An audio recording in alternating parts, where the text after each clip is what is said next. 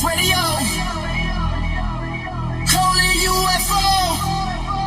Lock in. Let's go. Hey! I'm a walk-in, chips up, chrome on the kicks. Talk big talk, got clothes, got trips. If I see you flex, boy, that's cute, that's small. I run this grid, one ping, you stall. I'm the glitch in your perfect one. I'm the girl, turn a dope to a loaded gun. You call control, I call it luck. You call it game, I call it us. You wanna come, I'm already upstairs. You wanna shine, I'm burning the flares. Step in my lane, you slip, you slide. Say my name once, then we ride. beat me up, Coley, turn this up too loud. Too loud. SNX crazy, shake the whole damn crowd. You call, I respond, we collide on the floor when the baseline hits, they be begging for more. Beat me up, police, and the signal through. If you ride from the way, better say that too. You say yo, yo, you say yo, yo. When that truck comes in, we don't have to shut up. Oh!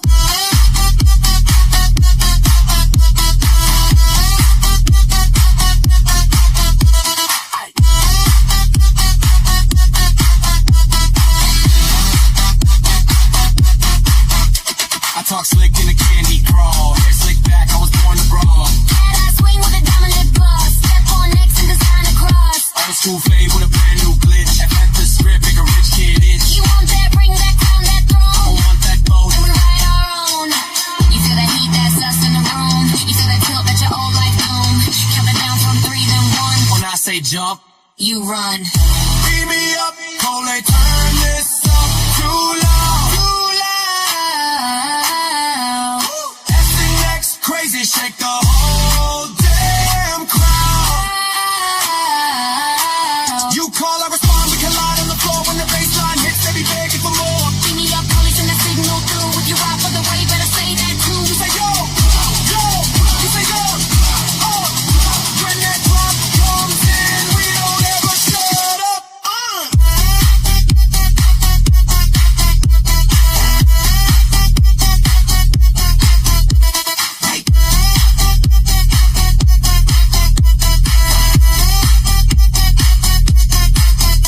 Wait, stop. Freeze in place. Who can move when I twist this space? One little click, then the world goes bright.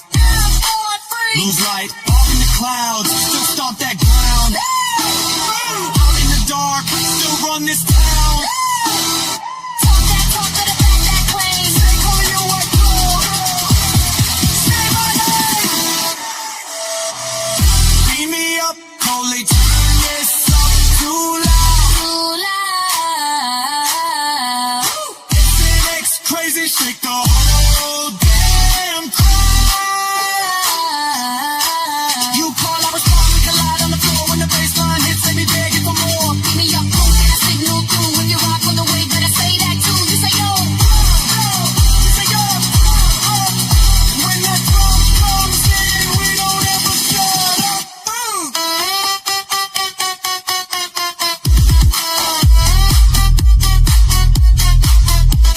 wait.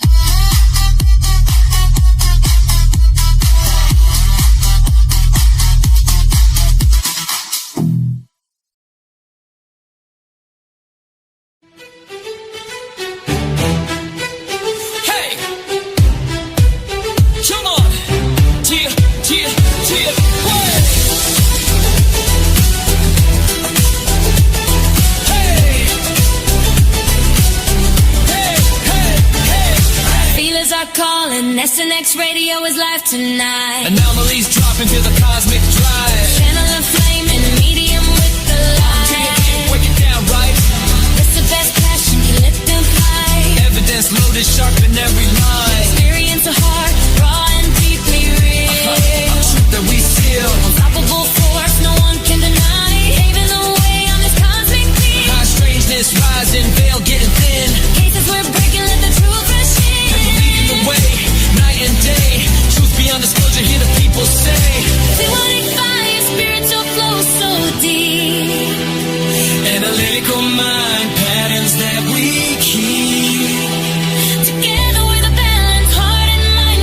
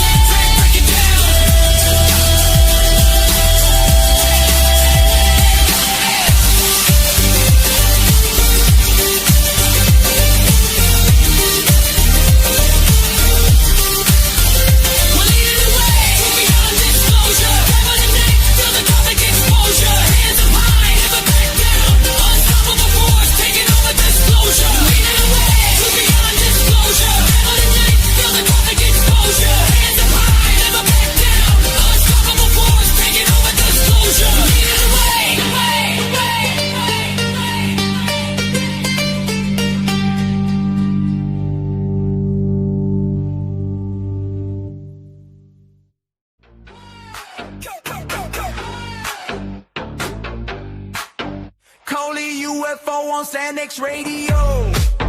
Whole room lean when the signal go. Maya Starfire got that spark on glow. Two names hit and the code that fold. ColeyUFO, don't leave me low. Maya Starfire, let the whole thing roll. Hands in the sky, let the rumor show.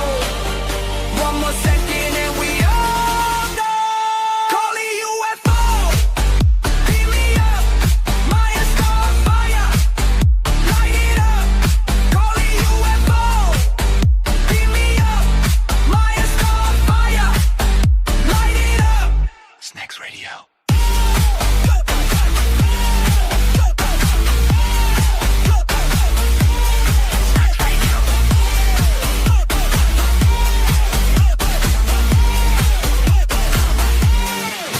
Late night talk and the static crack.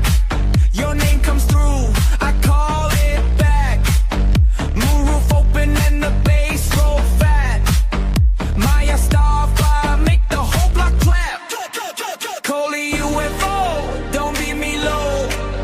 Maya Starfire, let the whole thing roll. Hands in the sky, let the rumor show. One more second and we all go. ColeyUFO, beat me up. Maya Starfire, light it up. ColeyUFO, beat me up. Maya Starfire, light it up. SNX Radio.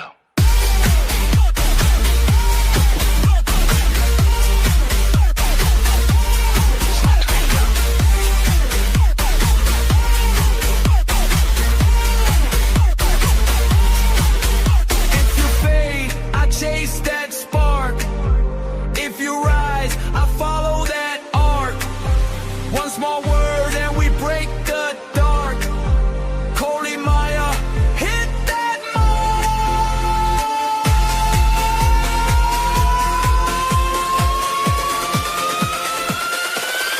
ColeyUFO, beat me up. Maya Starfire, light it up.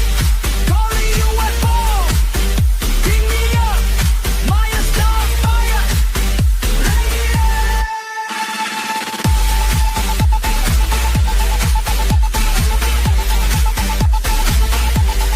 Beat me up.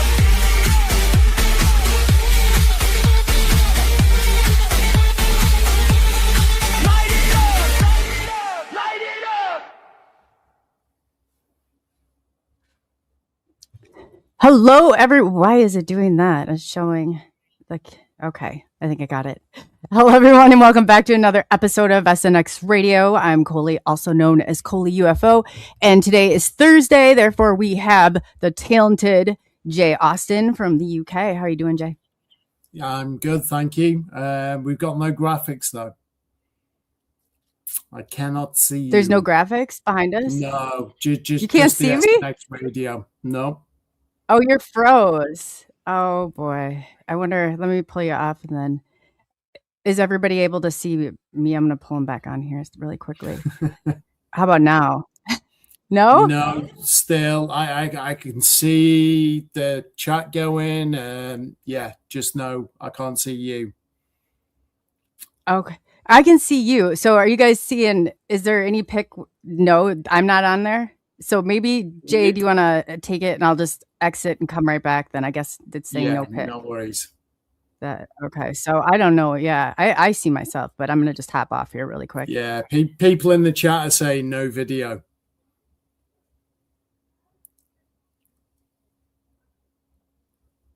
How you doing, guys? As always, pleasure to be with you on this Thursday evening, as it is evening here in the UK. We've got a great show lined up for you tonight, so really excited to be speaking to this next guest. Not sure if you can hear me, but I'll keep this going.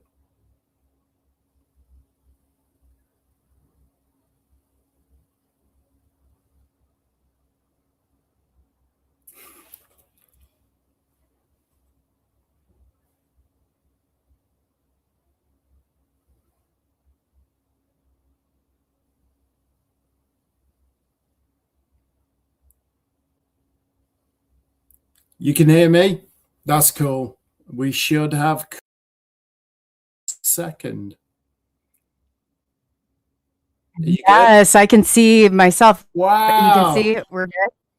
Yes. We're back. It's People Jim. I always tell you every time it's I have problems. How are you? Oh, man. Yeah. So thank you for bearing with us on that one. I'm good. How are you? I'm absolutely fantastic. I don't know if it's We're having a bit of a heat wave here in the UK. So, yeah, any background noise, I forgive. What's the temperature like there? I think it's about 35 at the moment, and it's just after 10:30 p.m. in the UK. So it's going to be a pretty. Yeah, but you guys are not in Celsius, right? Fahrenheit. So is it? Yeah, so 35 Celsius. Yeah. I don't know what that translates to in Fahrenheit. Yeah, I don't know either. I was like, pretty hot. I don't have to do the math on that one. Yeah. Yeah. I know that. I can't remember what it was. I knew there was a difference, but definitely. Yeah. But yeah, welcome everybody back to another episode. We have a great guest today. But we're just going to go through real quick and say hello to everybody in chat. Hello, Moon at Noon, Standing Stones, Shelly Montgomery. It's great to see you. Cindy from Pops's Cryptid Panel. They will be on Monday. Nice to see you, Cindy and Martha. See Martha. Hello, Amy. Thank you so much for all you do, Amy and Diane Booze. Great to see you. Martha. Oh, I see Martha. Hi, Martha. Welcome. Michigan Sandman. Great to see you. Aloria, it's great to have you. And Amy. Oh, thank you, Amy. And welcome the new SNX ground crew member. You're lucky. Hey, Pops. Nice to see you. Let's see here. I know I saw more there. Popping. The chat was going. I don't want to miss anybody. You guys are awesome. I love seeing all the comments. I don't get to see them, so you guys know that I'm dropping the show live. Hey, Standing Stones, I see you. And Magneticus, I see you, and nice to see you back. I'm Catherine. Welcome back. This is going to be a fun show today. You guys are going to enjoy Jim. If those of you have seen him or haven't seen him, he's definitely a legend. John Allen, it's great to have you. Vale, great to see you back. And let me see here. I know I saw more. Vale, that's awesome.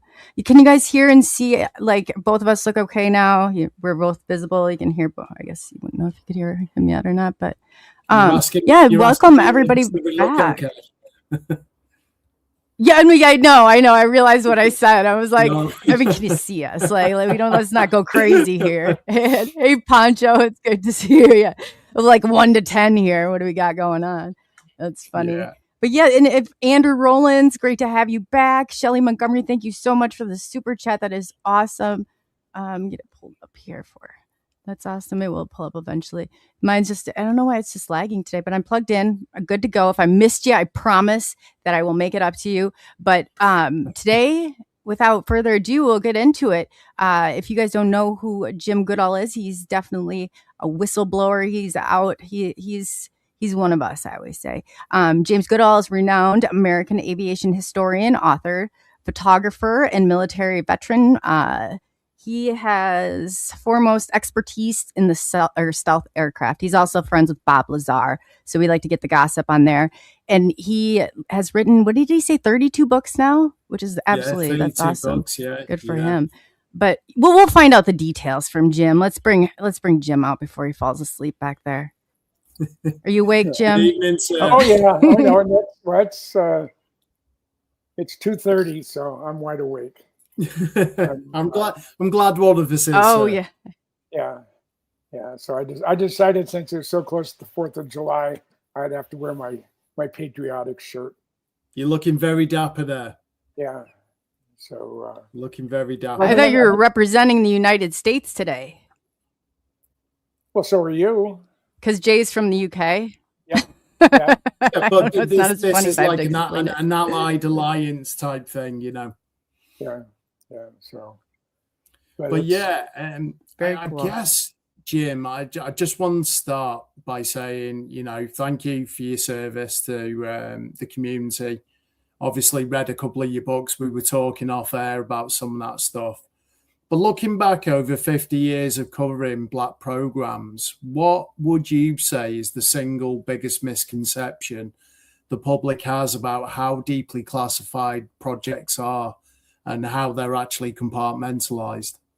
I mean, they're compartmentalized to the point where the president is not cleared on them. Right.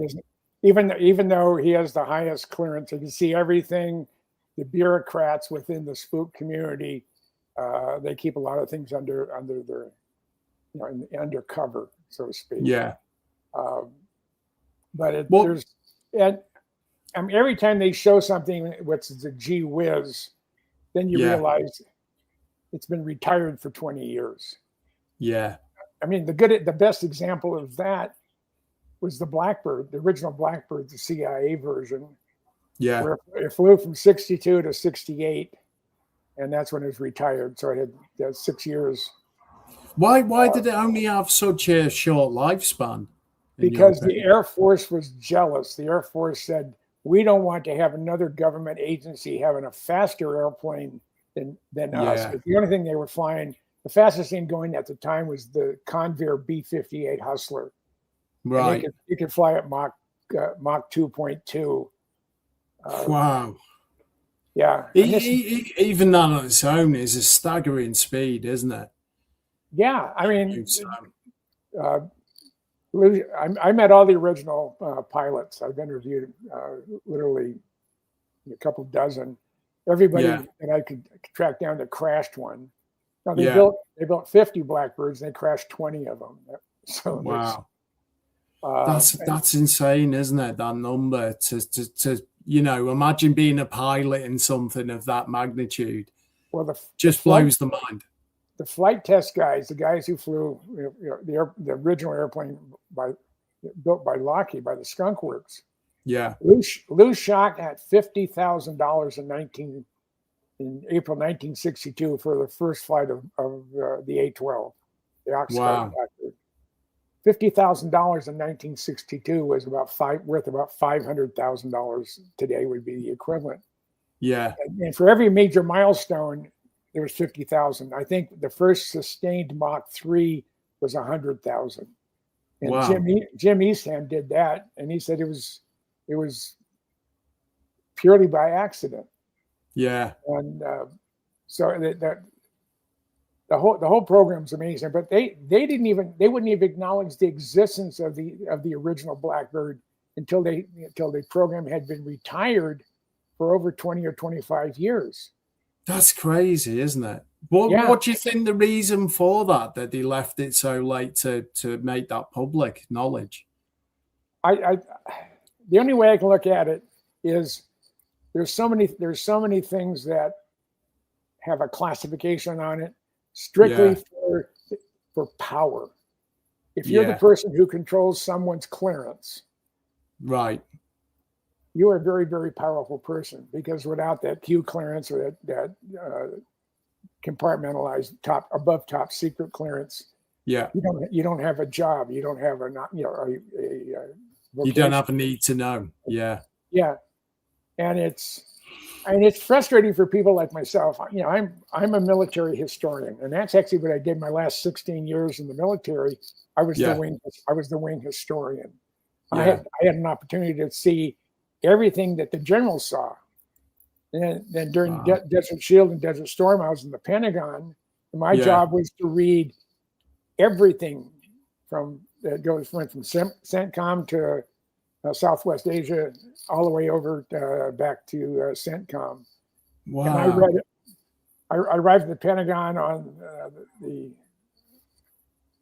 I think it was the 5th or 6th of September. Yeah. And Saddam had only invaded Kuwait about 10 days prior to that. And actually, the main reason I volunteered to go there is I had a fatal attraction girlfriend I was trying to get away from. A good old bunny boiler, right? Oh God! I mean, she's every once in a while I still talk to her today. But she's 5'10", blonde, built. And I moved out of her place. She went to work, and I jumped in my car because I had my orders by then, and I drove to DC. I lived in Minneapolis at the time. Yeah. And no one knew where I was at except for the wing commander and the admin there at the base. And I'm in there. I've been there about 3 weeks, and this lieutenant, and I was a tech sergeant. I was an E6. Yeah. I was a tech sergeant. And this lieutenant colonel came into my cubicle and said, "Sergeant Goodall, there's someone here to see you." I can't imagine no one that I knew I was here. So I got up, walked in the lobby, and there's all 5'10" of Debbie Lee Anderson. With 4-inch black patent leather spiked heels, a mini skirt that stopped about this far below where it was,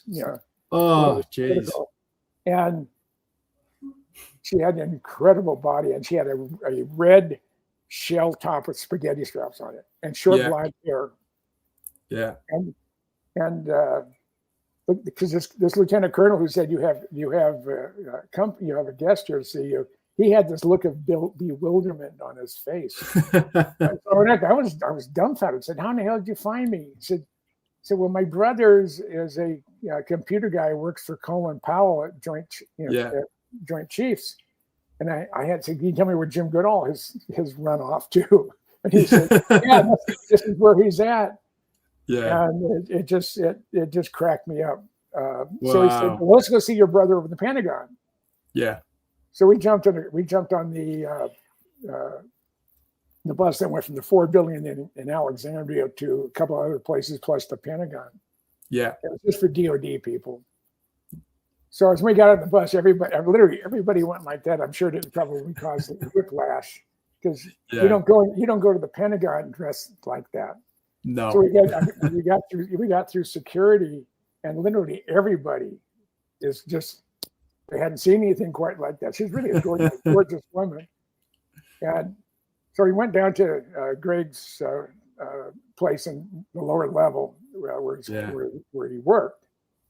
And so, let's go up. I'll show you. Let's go up to the riverside, and I'll show you the area I work in. But I couldn't, and she couldn't get in there. So we're standing out in front of the Joint Chiefs office on the north side of the Pentagon. And this female Army full bird colonel is walking by, and her mouth is walked right into a concrete pillar and knocks her on. Love it. And then everybody's rushing to her, get her up, and she was. I think she was still affected by looking at this short-skirted, well-built, 5'10" with spikes that made her 6'2". Wow. And then about a minute later, some colonel comes out of Joint Chiefs, and they said, "The general wants to know if you could come out and if you can get a photograph of the two of them." She said, "Sure." So there she's standing next to this colonel, and you could almost see the drool coming down. I mean, this general, the drool coming down from his face. So it was kind of fun. But I was there. I was there for 121 days.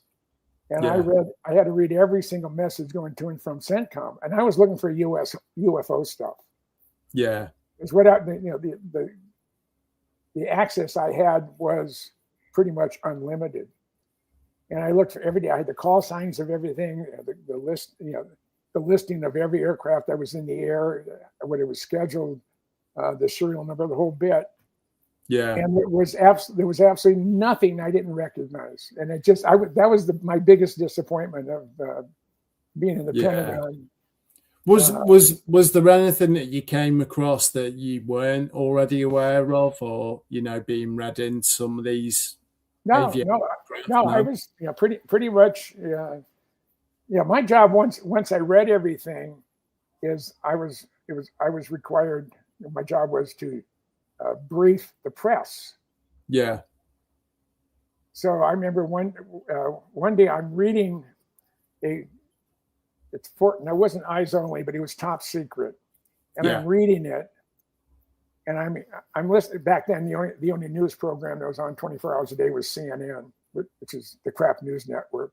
Even back then. Yeah. But I'm reading this top secret document, and I'm hearing it in the background. So I look over it with a few different words, and I had just received the message. Yeah. And apparently they had just received it too, because they were literally reading it almost not quite verbatim, but almost word for word. Yeah. I said, how in the hell did they do that? It's quite serendipitous, right? Yeah. So, but it was interesting. I had a lot of fun in DC. Yeah. And So it was just sort of did you always have a lifelong interest in the UFO subject then, or what it's called UAPs these days? Yeah, flying saucers. Yeah. I remember seeing when it first came out, War of the Worlds, 1953, The Day the Earth Stood Still, and all the UFO and alien stuff that was in the 50s. A lot of it was really, really hokey. Yeah. And just recently I watched the original 1953 version of Wars of the World. And considering they didn't have any computers, they didn't have anything to erase things or whatever, it was actually an incredibly good it was movie. And you can see the piano wire. You can see the piano wires on the craft sort of moving and whatever. But hey, it's crazy because when they broadcast that, I think it was in this country, the George Orwell version over the radio, people thought it was legit. Oh yeah, there was panic. There was panic in the street. That's for sure. But I guess, do you believe the most highly compartmentalized aerospace projects today are continuations of Cold War era programs, or have they entirely new structures that have replaced those by now? We have things, and again, I don't have access to any of this stuff that's really it's classified. Yeah, but we have, and I have to quote my friend Ben Rich. Ben Rich was Kelly Johnson from Skunks, was his right hand man. Yeah, and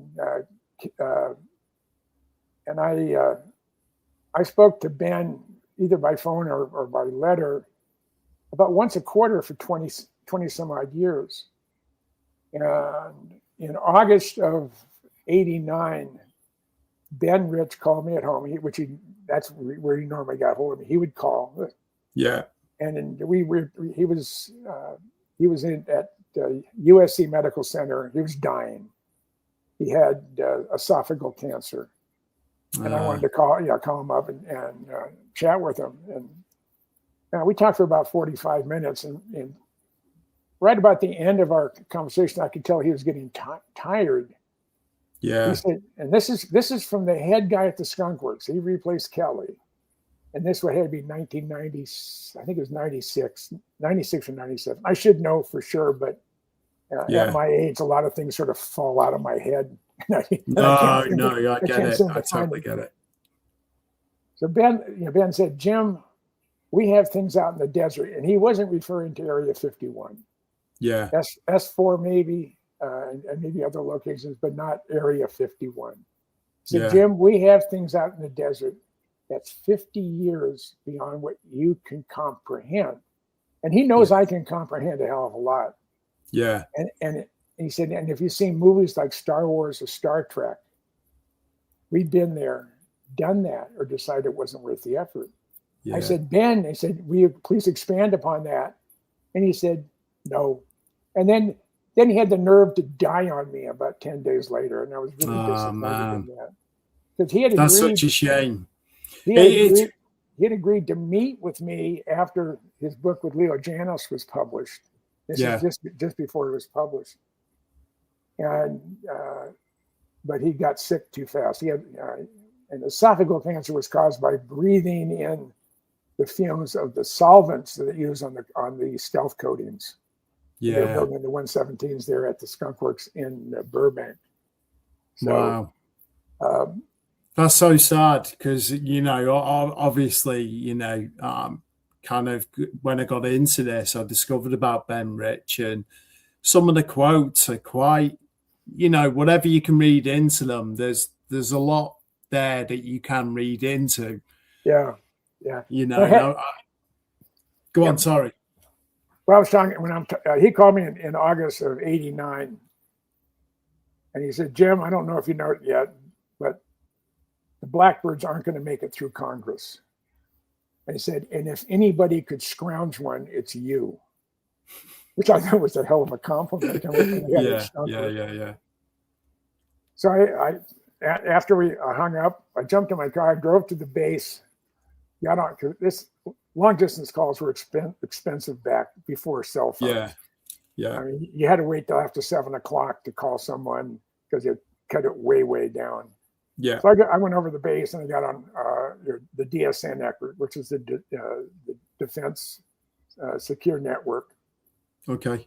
For video, audio, and digital transmission.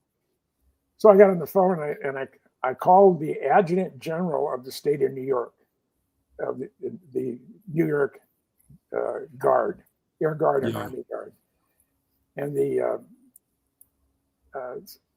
got his number. I called his secretary. It says, General Weaver's office. I said, yes, ma'am. This is Sergeant Goodall with the 133rd. He said, is the general in? He says, just a minute, Sarge, I'll put you through. You don't do that in regular Air Force, but the Guard you can. So General Weaver gets off. I said, Sarge, what can I do for you? I said, General said, how would the New York Air Guard like to move the world's fastest airplane in a couple of your C-5s? Wow. Dead silence for about 10 seconds. And then he says, you mean the Blackbird? I said, yes, sir. He said, when you're ready, you call Will Hall. Yeah. At about the same time frame, Arnie Gunnarsson from Pratt & Whitney was trying to get a Blackbird for West Palm Beach put it on a wind vane. So even in hurricanes, it would always be facing into the wind. Yeah. And he had asked Air Force, can we lease, did the Air Force lease Pratt & Whitney a C-5 to help move it? Because the airplanes that I got and when he was looking at were incapable of being put back into the air. And the Air Force says, yeah, well, that's not a problem.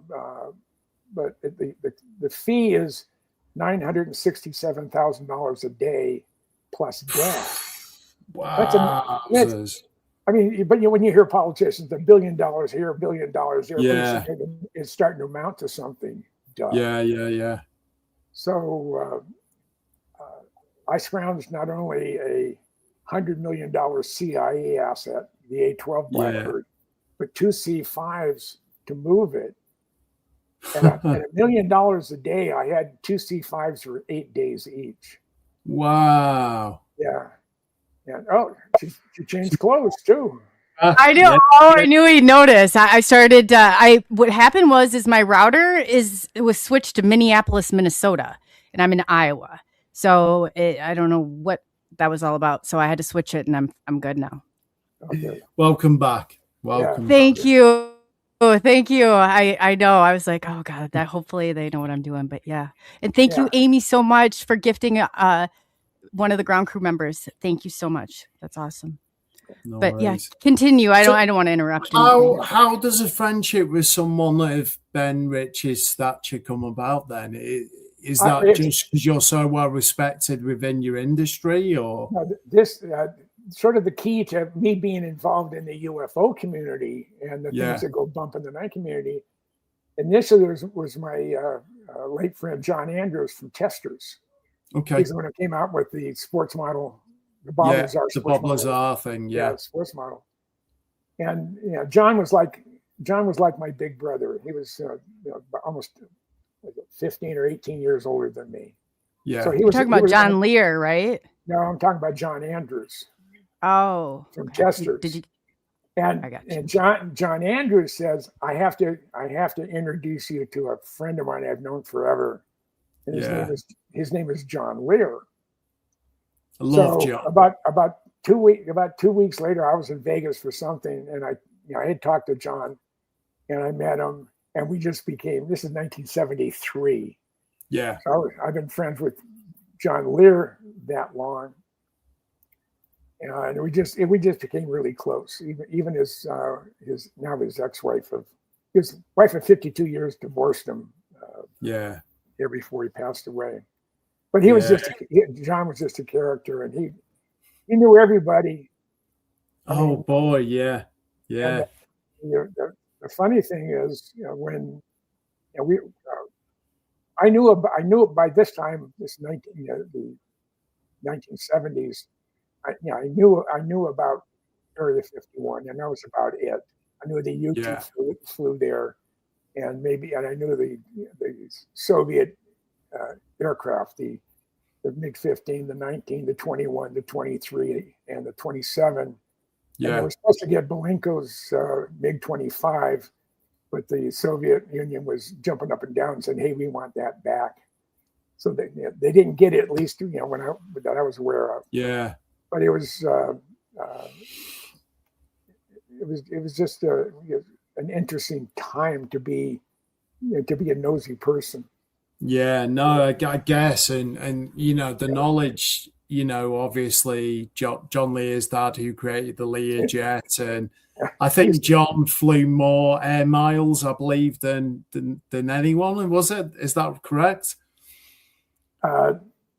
John Lear was type rated in, I think it's 61 different airplane types. Wow. And on his death in 2023, I think it was 23, may have been 24. Time flies when you're old. He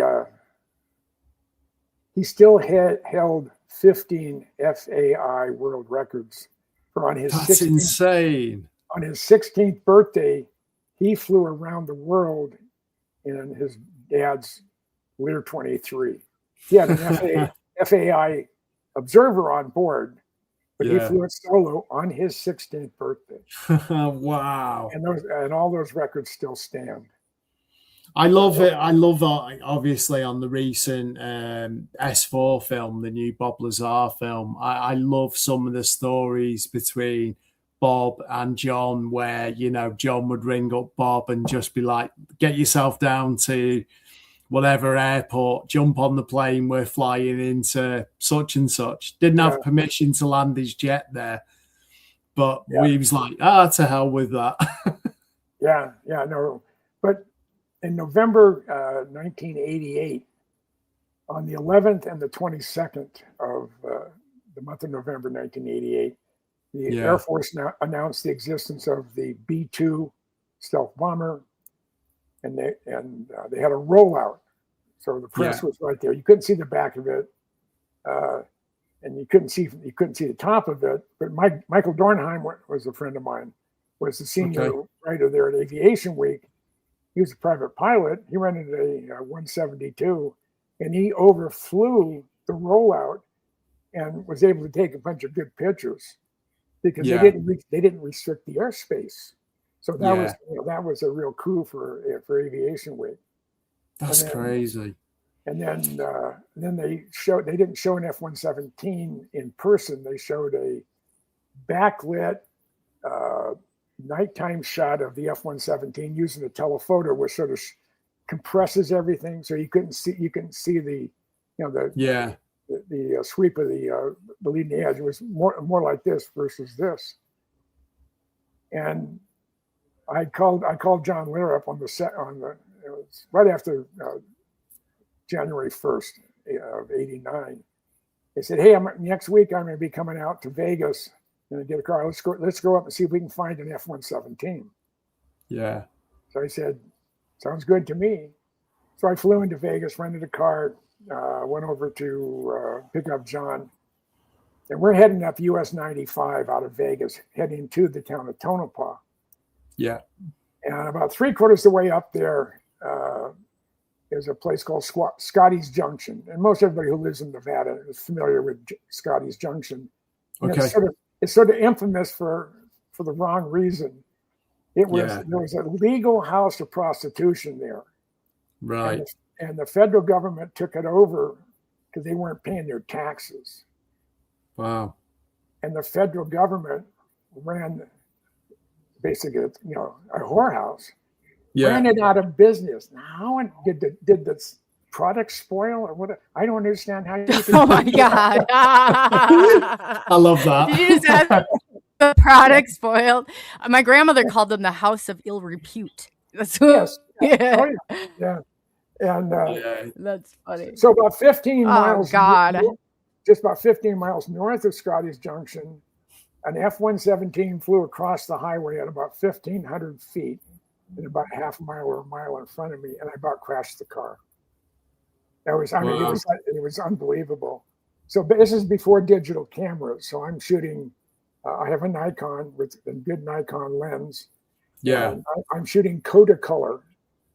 I was hoping to get a shot of the F-117, and I didn't want to wait 10 days to send it off to Kodak, get it processed on a slide, come back, then scan it on my computer and print out a photograph.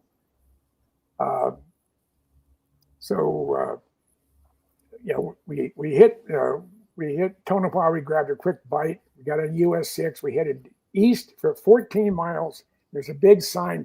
It's a white signboard, and it's a Tonopah test range run by Sandia. And on top of it is a B-43 nuclear weapon shape with a Nike Ajax booster on it. And that place was primarily designed, for testing the aerodynamics of weapons release. Wow. So we then head all the way down to the main gate off of US 6, and it's 18 miles. So you're heading south 18 miles. You're in the middle of nowhere. Right. And the road ends at the main gate at Tonopah Test Range. Yeah. The man camp is there, and all the living facilities is there, but the main base is 8 miles away from the fence line, from the gate. So I can get on, because of my military ID, I can get on any military base that's not in a restricted area. TTR is restricted. So John and I drove down the fence line very well. I mean, you can see the tracks are well defined. We're in public land. And we get about 2 miles down, and you can look over, you can see the entire Tonopah Test Range facility, all 60 some odd hangars, the full runway, everything. Yeah. And I look to the north, and I see a black fuzzy ball with a light underneath it. And then right next to it was a sort of a yellowish blue dot with a light underneath it. So I figured that was the F-117 with a safety flight check airplane next to it. Yeah, yeah. And I'm looking. I thought maybe it was the police. No.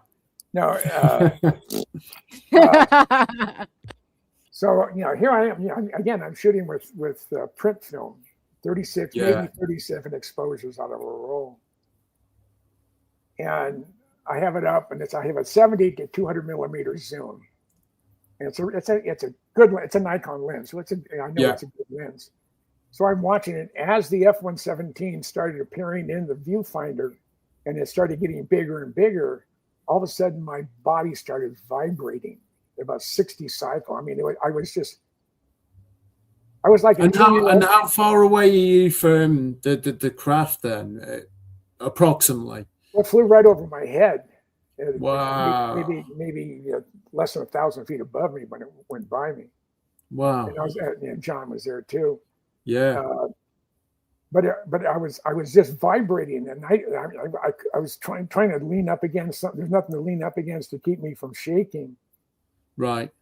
And I was like a 10-year-old boy seeing a naked woman for the first time. I mean, I just couldn't believe it. So finally, the airplane went, the 117 went by and landed there at the Tonopah Test Range. And I said, John, let's get the hell out of here.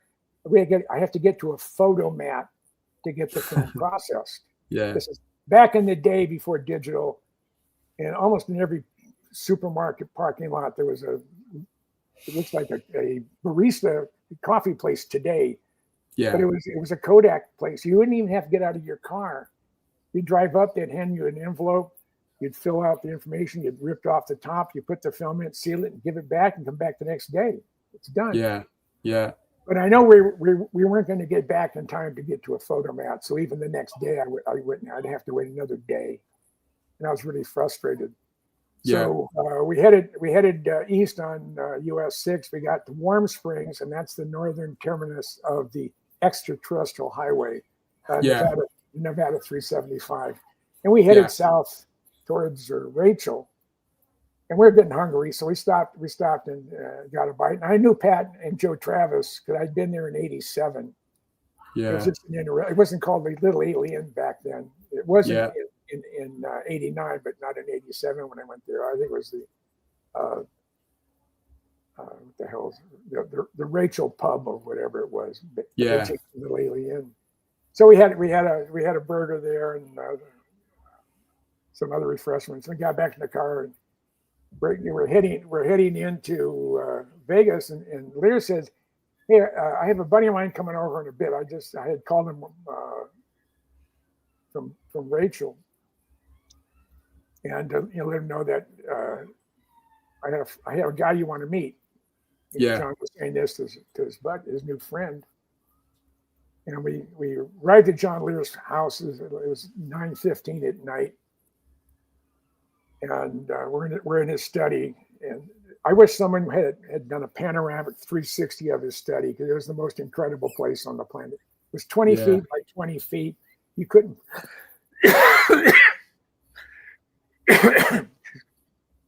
Excuse me. I gotta get a drink. Yeah, no worries. Said you couldn't put another photo on the framed on the wall because there was nothing to cover. And about 20% of the photos on the wall were from me. And he said, "Hey, I got a new friend. New friend just moved here from Albuquerque. I think you'll find him interesting. He's coming over here in about 10 or 15 minutes." And about 10 minutes later, there was a knock on the door. And in walked this very nice young guy. Introduces himself as, "Hi, I'm Bob Lazar." Wow. And shook his hand. We started to shit. And as we were talking, I said, I have a dilemma. I have this roll of film on the F-117. I don't know if any of the images are good because I was shaking so hard, even though I was shooting at 250th of a second. Right. So he said, and I said, I don't have to wait another day or two to get the print film developed and printed. Yeah. Excuse me. And that's driving me crazy. He said, "Well, I have a C41 processor at home, so I'm to keep me busy. So I'm waiting for my clearance to be upgraded. I have a position in the desert. I don't know doing what. Yeah. So I do this just to keep my mind occupied." And he did photo processing for a real estate office, a big one. Yeah. And back then, you'd have to send it someone. They would print it or digitize it, whatever. Yeah. So he said, "I live over in West Charleston. Let's head over there." So I jump in his car. We jump in his car, and we're about a block away from Lear's place. And he looks at me. He says, "I feel sorry for that dumb son of a bitch Lear." I said, "What do you mean?" He says, the guy's from a world famous aviation family, and the idiot believes in UFOs. So I'm a nuclear physicist. If I can't prove it mathematically, it doesn't exist. Yeah. So we head over to Bob's place. We process the film, and there were out of the 36 exposures, there were about a half a dozen that were just the way I wanted them. One of them, I made the front page of Aviation Week. It's the F-117 and a T-38 underneath it and in front of it. And that photo by itself allowed testers to build the quarter-inch SR-71 model. Yeah. Testers. And also that was the SR-70 model, but also for the F-117 model. No one knew the true dimensions. So knowing the exact dimensions of the T-38, he was able to use that as the basis for all the measurements on the quarter-inch scale F-117 that came out. And it was fairly accurate. Wow. So everything about Area 51, everything about my friendship with Bob Lazar is interesting. The thing is, May of 23, we were in Reno for Spaced Out Radio function. Yeah. From there, I went to see Bob. He lives in Southern Oregon. And what a lot of people don't know, Bob has a photographic memory. And I'm up there. We're outside watching the sunset with his wife Joy and their 3 dogs. And Joy's newest dog is a big black lab mix. Yeah. Loved me, and it was driving Joy crazy. But that was I tracked dogs. No offense, Chloe. Yeah. I had 2 questions on Bob. I guess the first, what were your first impressions of meeting someone as clever as Bob? He is he's just a gracious person. He's soft. He's soft spoken. He's the opposite of me. Yeah. Yeah, I'm like a bull in a china shop, and he's not. Yeah, I mean, I think the world of him. Yeah. But on this May 23 visit I had with him, I spent 2 days with him, and I said, "Do you remember what you told me the first day we met when we left Lear's house, and we're heading to your place to process the film?" He said, "You mean the fact that I didn't believe in UFOs?" I said, "Yeah, that one." Yes, I remember. And he didn't believe in.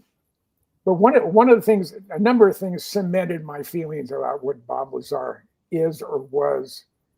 Yeah. Was when I was in Desert Storm in the Pentagon, there was a stand down day for something on both sides, and there wasn't much for me to do. So I went into the Pentagon computer system, and I'm looking for the Department of Navy that paid him, because the Navy handles all the really super black programs. It used to be the Army, and then I think in the early 70s it moved over to the Navy. And I couldn't find anything, so I'm in uniform. I'm an E6. I have a full chest full of ribbons. My hair is prematurely gray. It started turning gray when I was 14. Yeah. And I've earned every single one of these gray hairs, by the way. Mine too, Jim, by the way. Yeah. I'm joking. So I think and again, it's 35 years ago. Yeah. If I remember right, it was Navy Investigative Services had their office there. So I'm in uniform. I have a fresh haircut. I'm looking sharp. Yeah. And I come at the door, and there was the door was open. So I walk in, and there's a young Lieutenant JG behind the desk. And I said, "Sir, can you tell me where this Department of the Navy is located?" And I hand him Bob Lazar's W-2. I had it for quite a few years. Yeah. Earlier. Well, actually, right after I first met Bob, he made a copy of his W-2. Yeah. And oh yeah, and I had a copy of it. Don't you remember? I have a copy of my pictures, and somebody leaked it to me, and you confirmed it was the same one. Yeah, which is crazy. I could pull it up even. Yeah. So the Lieutenant JG is looking at this W-2. He looks up. He says, "Excuse me for a second, Sergeant." He gets up, walks into the 2-star Admiral's office.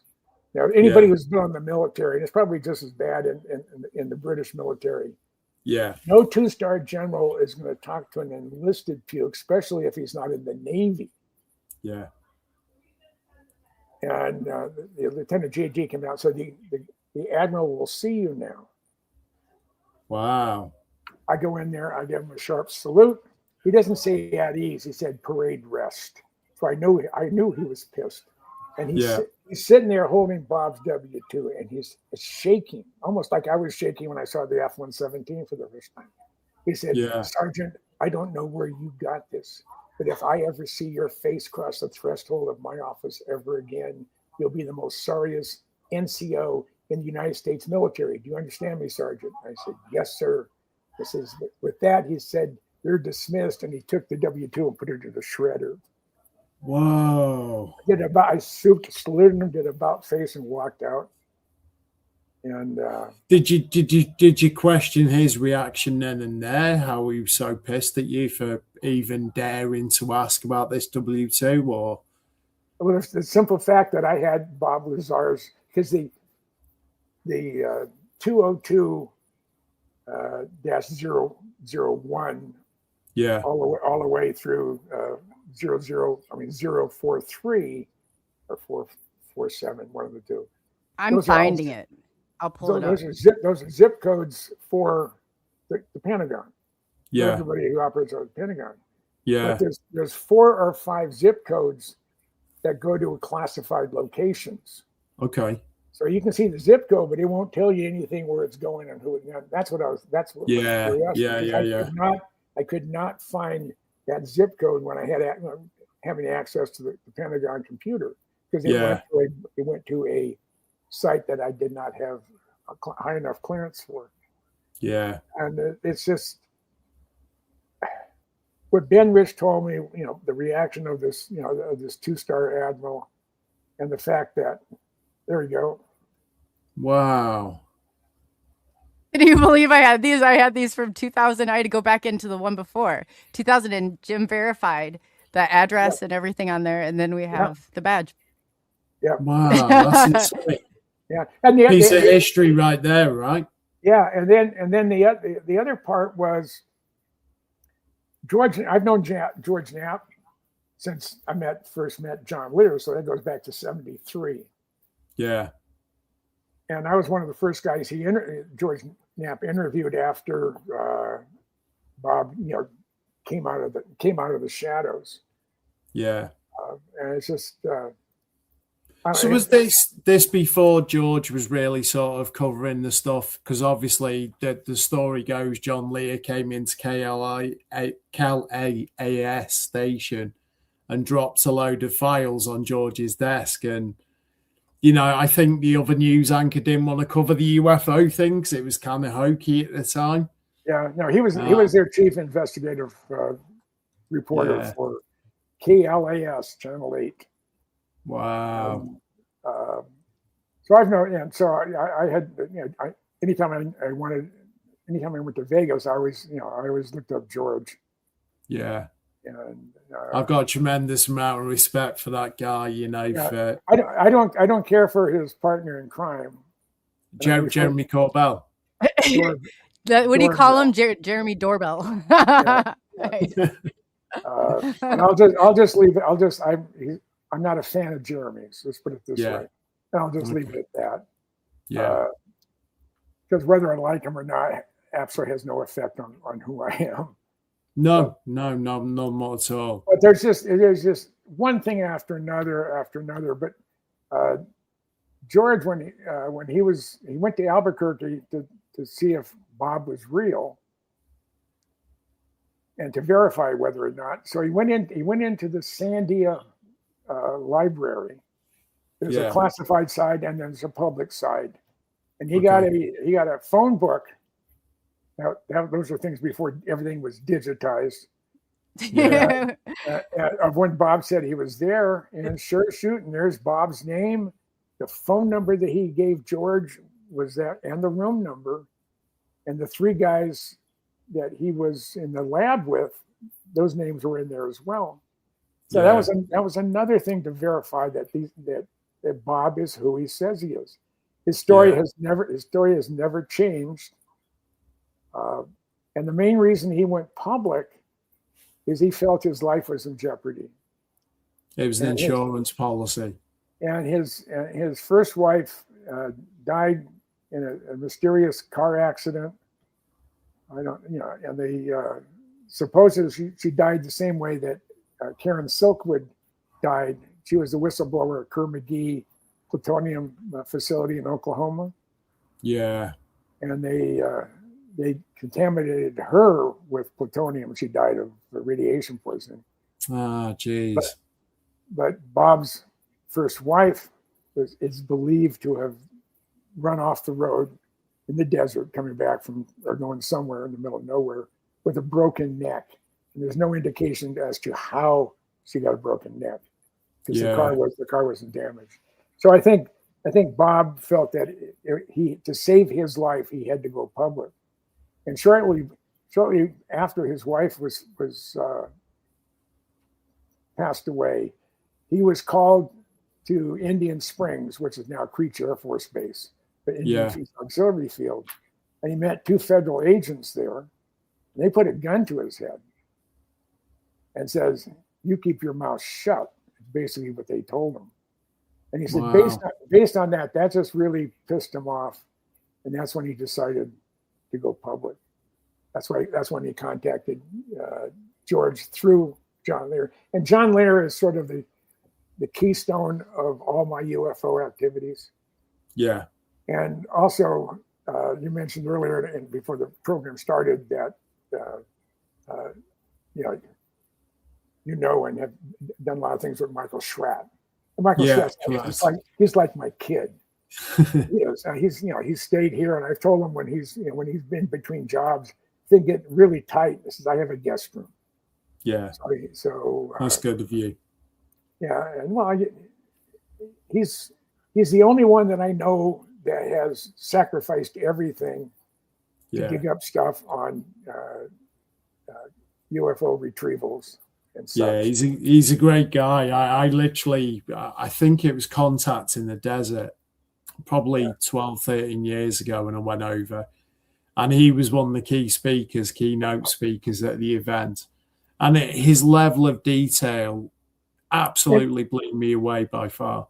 And the thing about Michael, he doesn't interject his opinion in anything. He's like, no. They didn't show it in the UK, but here in the colonies, we had a program back in the 50s and 60s called Dragnet. Yeah, we had it in this country as well. Reruns. Sergeant Joe Friday, he says, "I want the facts, only the facts." Yeah, and that's basically the way Michael Schratt gives his presentations.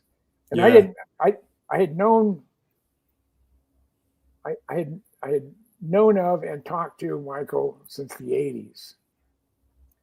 I didn't meet him for the first time until March 2020, when we were at a MUFON function in San Francisco, and I was one of the speakers, and so was Michael.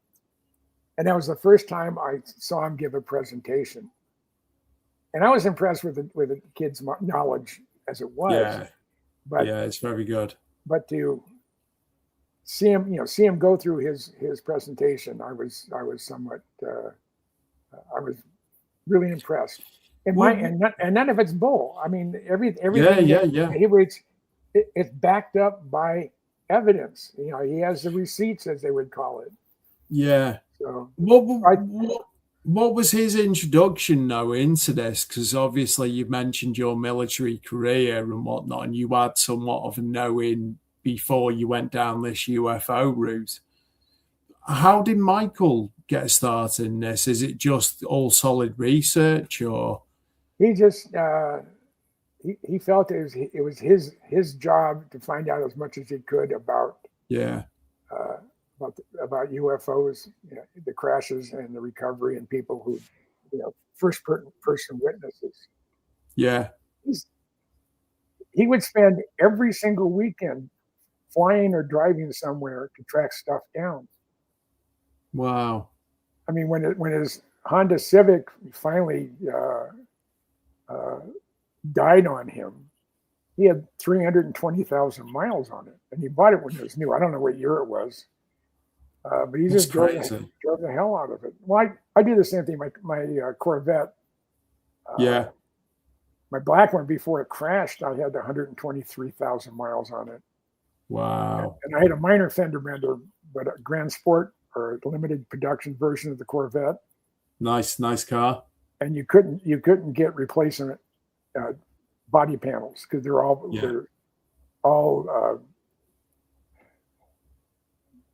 all specific to the different types of you have the ZR1, the Z06, and the Grand Sport. Those are called wide bodies. Yeah, and it's they only made 3,200 of them in 2010. That's crazy. That's crazy. So I ended up replacing it with the same year Grand Sport, but fire engine red. My other one was black. Okay. And I get more comments on my red Corvette than I ever did on my black one. So it just those cars are too wide for the UK roads, unfortunately. But yeah, I know that. God. Yeah, our roads are only small compared to the highways in the US. Yeah. Wow. But I didn't know that. Something you said about John Lear, obviously he's featured in Corbell's new documentary, Sleeping Dog. There's a lot of footage when obviously Jeremy started going over to the house and John was sharing some bits with him. How much, in your opinion, was the facts from separating the wheat from the chaff, as we say here in the UK? Because Jeremy seems to suggest that John sort of lacked a bit of discernment at times in some of the information that was given to him. But yeah, John Lear was sort of like a sponge. Yeah. And because of what he did, and Mary Lee told me this once. This is before they got divorced. She said, "You're one of John's Lear's special friends. You're the only one that he compartmentalized his groups of friends. There was a group from special ops people. There was a group for aviation people. There was a group, all the way around. And I'm the only one, according to Mary Lee, that was part of and knew most of the players in all the groups he was with. Wow. And I was one of the last people, and I think I was one of the last person to see John before he passed in the UFO spooky airplane community. Yeah. We exchanged emails from time to time. I was really sad when I learned of his passing. And, for me, John is the reason that I'm kind of here today. But John is the reason that I'm here today as well. And, the likes of John Lear, George Knapp, I think one of the first, way before YouTube was a thing, at least, I came across the Bob Lazar story. And there was something about Bob when I watched him and the way he told his story. There was just way too much there for it to all be, horseshit or, excuse my language for that. But there was the levels of detail. And he's a science guy. Yeah. Yeah. And the fact that he has a photographic memory. Yeah. Makes a big difference. So everything that Luigi Vinatelli did on S4. Yeah. Bob, when they were still working on it, but Luigi would send just a sample piece of whatever part of the movie they were working on. Yeah.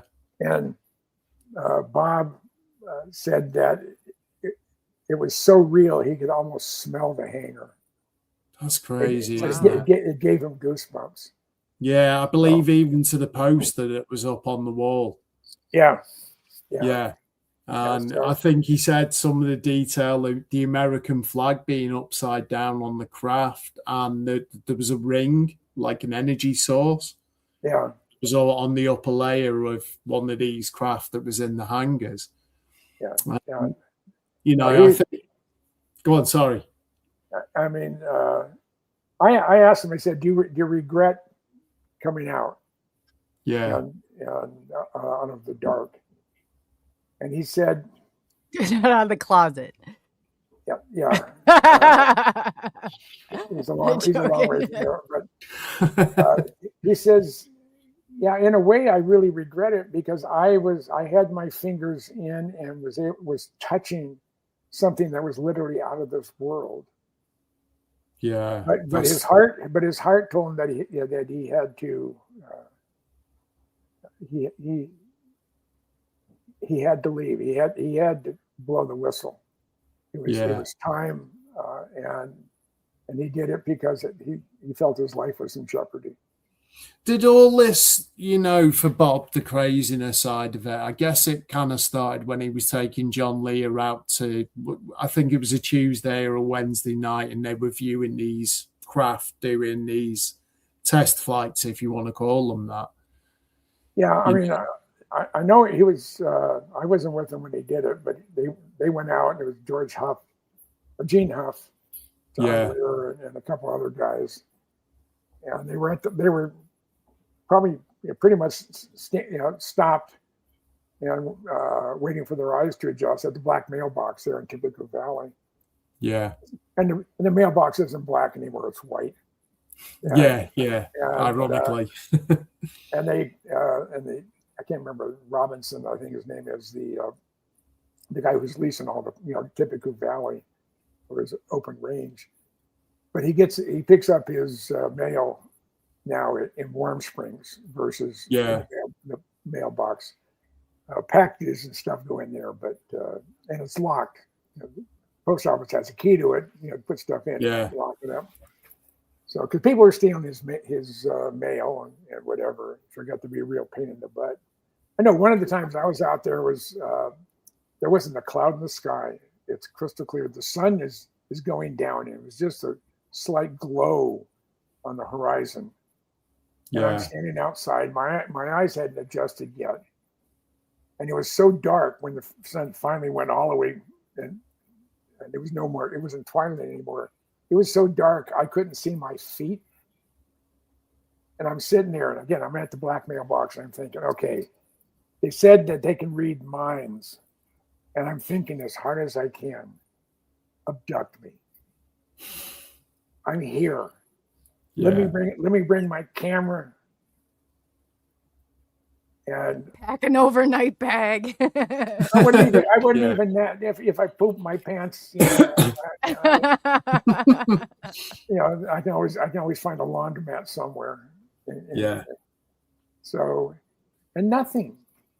Everybody I know pretty much has had an experience where they've seen something or they were abducted. I got a friend of mine here in Tucson. He and his brother, when he was James was in the Army officer, infantry officer, and his brother was a lieutenant commander in the Coast Guard. And their parents had a cabin cruiser in Pensacola, and they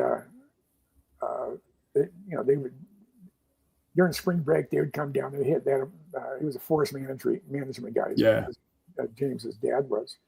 And they were 18 miles due south of Tyndall Air Force Base there in Panama City. And there's a platform out there. It's probably a range safety platform or telemetry platform, in the bomber. But they're fishing around this structure. Yeah, it's not an oil platform, but it's a building on pilings. And all of a sudden they look to the north, and two flying discs were about 100 yards north of them, and just sort of hovering there. Said estimate about 150-foot diameter craft, two of them sort of sitting there. All of a sudden they noticed on the stairs coming down from the building on this platform down to a dock where crew boats come in and go up. There was two or three guys coming down in Air Force utilities, fatigues as we call them. And about the same time, you could see coming from Eglin, two F-4s in full burner heading towards this location. All of a sudden, these two discs go boom, and they said, "Wow!" It was incredible. And his story, he wrote it up, and it is in the MUFON. The archives of theirs, His name's James Snyder, and he's not the only guy here in Tucson area that I hang with. I have a very very small group of friends, because you have to be interested in the same things I am. Or it's just I'll be courteous to people if it's Rosemary's friend or not. So. But he's the only one. He's the only one here in the Tucson area, and I have friends all over the country. That's why when I go on a road trip, I'll stop almost in every major city. And Yeah, you got friends everywhere. Yeah. When you hear people talk about, obviously the buzzword at the moment is legacy programs in the UAP world. Does that phrase resonate with the terminology you've encountered, or is it something that has emerged more recently, would you say? I think it's more recently. Yeah. Yeah. You never came across that in anything you were looking into now? No. And yeah, I guess off the back of that, in your experience, are the levels of special access programs that remain largely invisible, even senior military officials? Oh, absolutely. I mean, really? Yeah. It goes that high? Oh, yeah. And it's like in the movie Dave, when Dave said that he was a clone, not necessarily, but an identical looking person at the president, the real president, who was dead. And one of the things he says, this is just a temporary job. So because they're a temp, 4 years or 8 years, or if you die before those dates are up, you don't have a need to know. Keywords, right? Even though you're the commander in chief of the military, you don't have the need to know.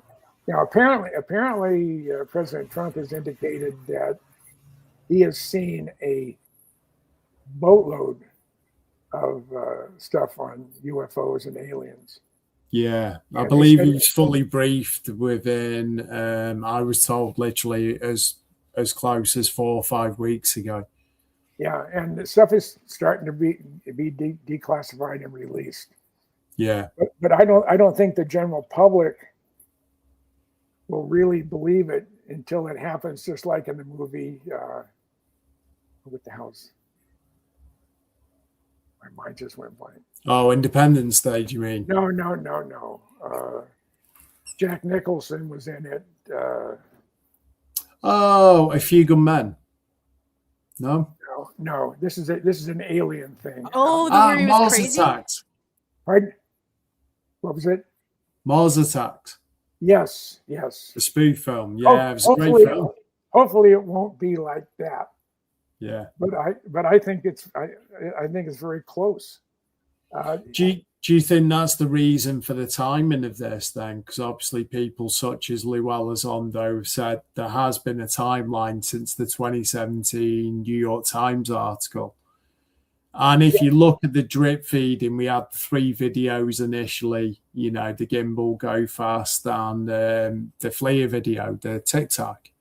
Yeah. And they kind of stayed away from the occupants of what was potentially flying these craft. Or if they were manned. Yeah, exactly. Now, I have a buddy of mine, I won't use his name. Yeah. But he has been, there's 5 classified locations where things are flight tested. Yeah.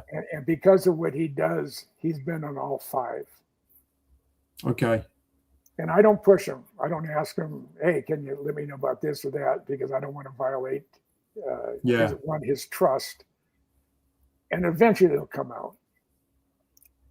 But he said of what's being seen by the general public, he says 90 to 95% of what you're seeing are man-made objects, not alien. Yeah. But all there has to be is one. Are supposed to return and quit messing with? I don't know. This is for Shelley. I don't know. But where was I? It's time. Yeah. And the thing that I've always felt, one of the reasons why it hasn't been released is, one, we are not in charge of the release, and there's ramifications to the world for release. Yeah. The other thing, and Tim Burchett, the congressman from Tennessee, said that he has seen things that makes it hard to go to sleep at night. Yeah, I believe so. So, But do you think it'd be a case of, people such as Ross Coulthard, great investigative journalist, and he talks about something called catastrophic disclosure. So kind of think of your Mars attacks kind of scenario. Yeah. And if that happened, would people lose complete trust in the world's government? Well, if something was to show up, let's say. Yeah, there was a book published in the very early 70s. I think I bought it in 71 or 72. Yeah. It was called Wild Card. It was by two British authors. It was in paperback. It was about this thick.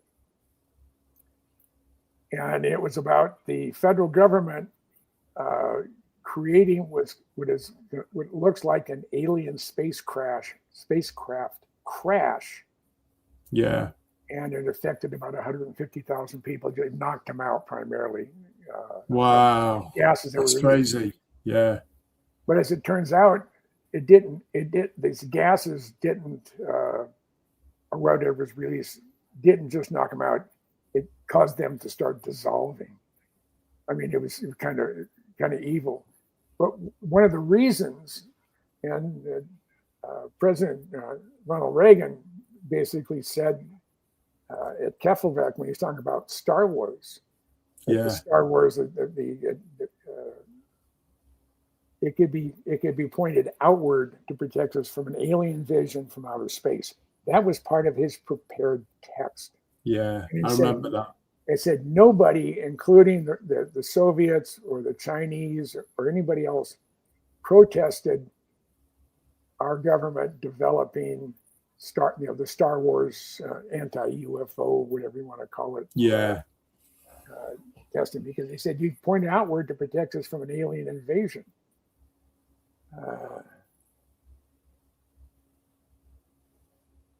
Yeah, that's it takes some wrapping your head around, doesn't it?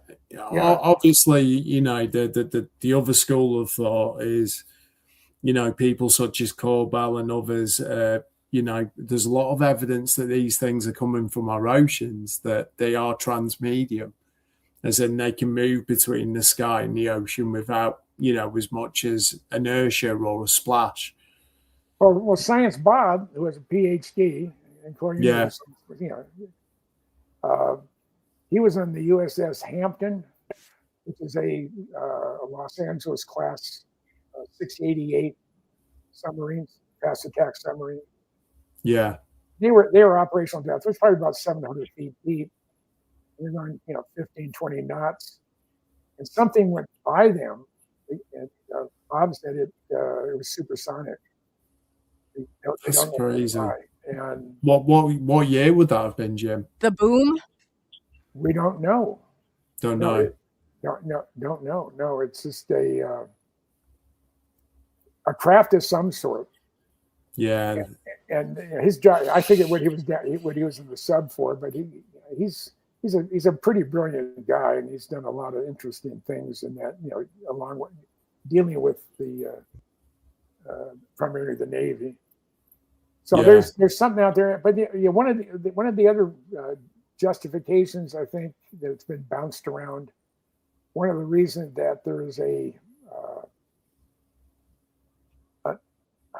the government does not want to release the information because the glue that holds most of the civilized world together is believing in a supreme being, be it God, be it Buddha, be it Muhammad, be it Adam Smith, whomever. Yeah. And there's a lot of people out in the world that the only thing that is keeping them from killing their spouse or their kids or their neighbors or their boss is not, they don't have any fear of going to jail or going to prison. They have a fear of going to hell. Yeah, correct. And if that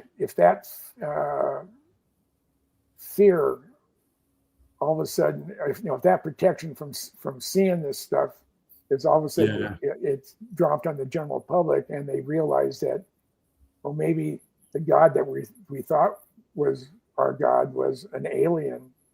Yeah. The glue that holds the fabric of most of the third world and below together is the believer in a supreme being. And if that's blowing out of the water, they're not sure what the ramifications are. But more than one person has said that stuff that they've seen, you cannot. It would affect you if you saw it. Yeah, I believe so. I believe so. Yeah. I don't think this is all a good thing. Like you got guys like Dr. Greer that do the CE5 protocol with lasers and the meditation, and they can supposedly bring in these craft or orbs, whatever you want to call them. Chris Bledsoe is another. And you've got guys like Tom DeLonge saying, it's the equivalent of doing a Ouija board. You don't know what you're bringing through on a Ouija board, and do you necessarily know what you're contacting, whether it's malevolent or benevolent? I've been in 7 or 8 of the Cousin Brothers documentaries with Dr. Greer, and I was at the was it 3 years ago in DC when the Disclosure Conference. Yeah. I was one of the guys that were up there talking. Wow. And more or less, I related my conversation that I had with Ben Rich. That right there adds so much. And I know a lot of people that in the spooky community who have chased them or had seen them. I mean, Kelly Johnson saw UFOs, and we was with a bunch of his engineers, and this is back in the mid-50s. Wow. Ben Rich telling me that there's, we have things that are 50 years beyond what you can comprehend. Yeah. So the stuff is there. We haven't been sitting idly by. So there's nothing faster than the Blackbird. Yeah. That was developed with a slide rule back starting in 1955-56 timeframe, when they started looking at a replacement for the U-2. And what's really ironic, the U-2 is still flying today. Yeah, it is ironic when you think about it. But how do you think this started around the time that we discovered how to split the atom? Or do you think this perhaps goes back to, early civilizations of humankind on this planet? You look at some of the hieroglyphics and petroglyphs you have in the ancient world. Yeah. And they show modern equipment. They show side profiles of discs. Yeah. I mean, you're looking at the Bob Lazar sports model in some of the Egyptian hieroglyphics. Now, they had to have something based on that. And when talking about Thor is blasting down his lightning bolts and blowing things up and whatever, that could have been a machine gun. You imagine what an A-10 would do back during Roman times? Yeah, exactly. Just the sound of their 30 millimeter gun. I mean, it's just. It's preposterous to even consider that, isn't it? Yeah, and my feeling is, I step backwards. I was a docent up at Kitt Peak National Observatories outside of Tucson. Yeah. They have 22 optical telescopes, 2 radio telescopes, a 12 meter and a 25 meter. And I was a docent. I gave tours of the McMath Pierce Solar Telescope, which is an incredible piece of equipment. It's now deactivated, but it's used as a learning center, and they do operate it. Yeah. The 2.1 meter telescope was one that Vera Rubin was able to prove optical lensing, where light wave bends around things because of pull of gravity.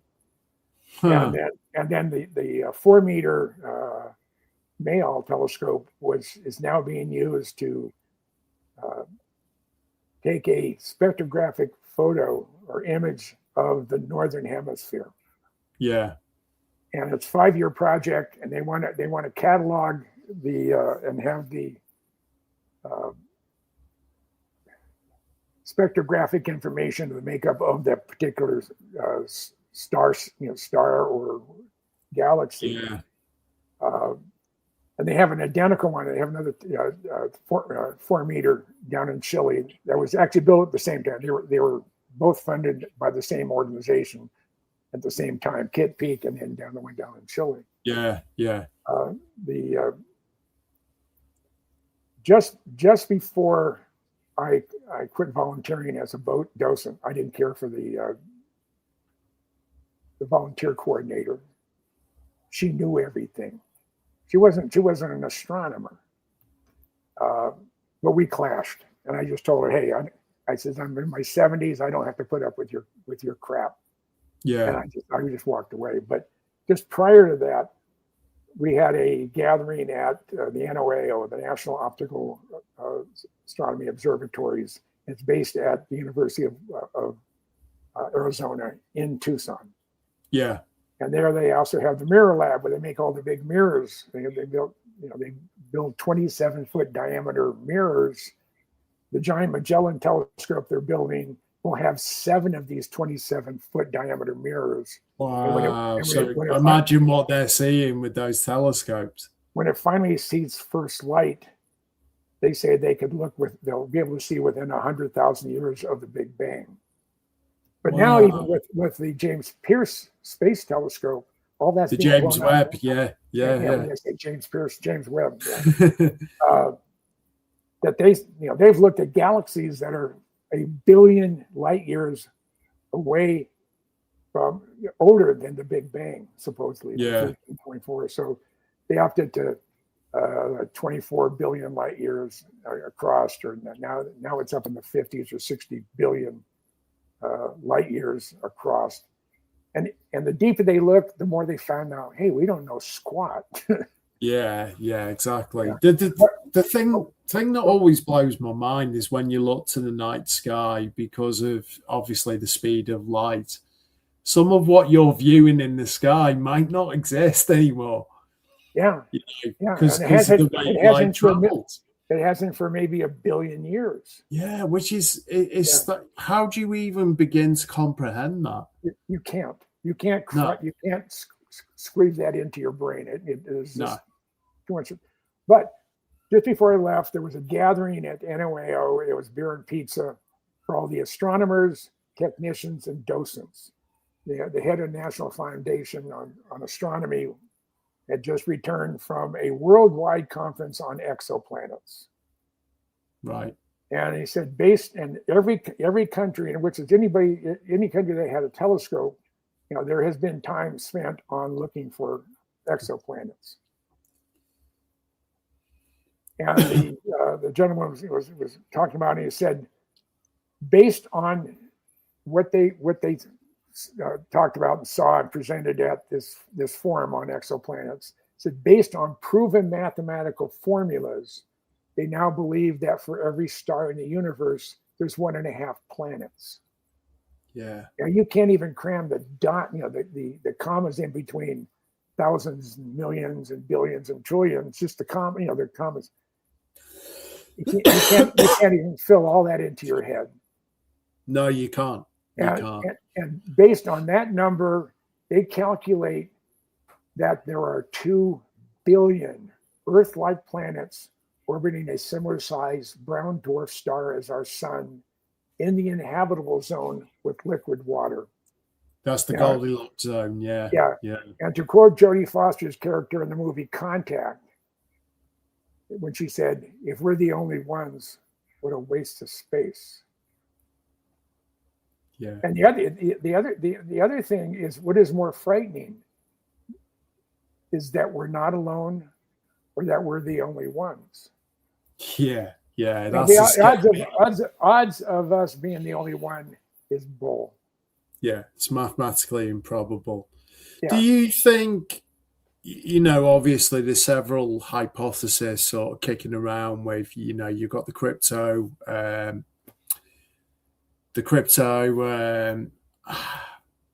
want to say cryptozoology. It's not that, but that we are sort of the process of alien, like being in a petri dish, I guess. Yeah. Are we sort of the remnants of, tinkering around through evolution from another species?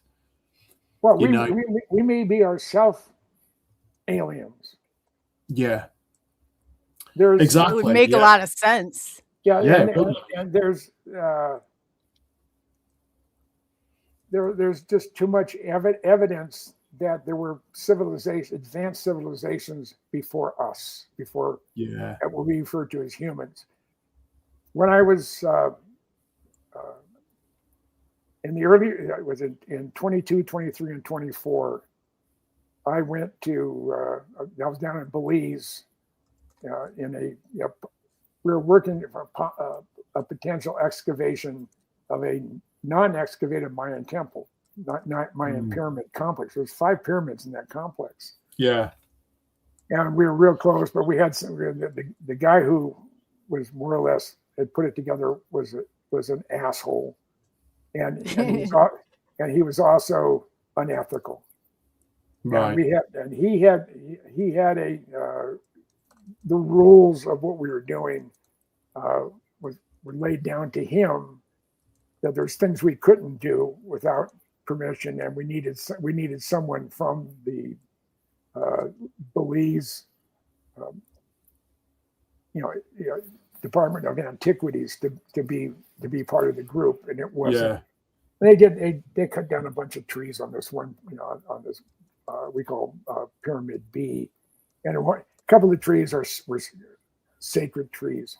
But what I learned when I was there, we went to a couple excavated sites, and the people the tour guides there. By the way, they all speak English because it used to be British Honduras before it became Belize. Yeah. So the official language is English. And talking to these, the docents there at the various sites, they said, for years, for decades, we always believed that the pyramids were 2,000 years old. And now we're the firm belief they're somewhere in between 20,000 and 200,000 years old. The Mayas, the Aztecs, and the Incas found their sites abandoned and repurposed them for their own use. And you can see they're just the very, very top of the pyramid. These that were already excavated, but they didn't go down to the base. And you can see the bottom 30 feet of this wall. Everything fit just like they do at Machu Picchu. And then above that, the fit isn't as good, and even higher than that, it's worse.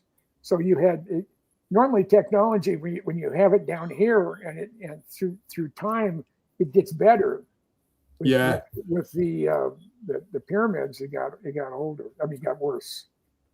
That's kind of crazy to think about, isn't it? And in some ways, when you look at sort of those past civilizations, they kind of almost seem to have this better figured out than what we do currently, And I mean, humanity is a populace, and that was how a lot of these cargo cults were started, because what would you do if you saw, something of technological existence flying in the sky when the only thing that can fly is, the birds and the insects around? You'd fall to your knees and start worshipping it. Yeah. Well,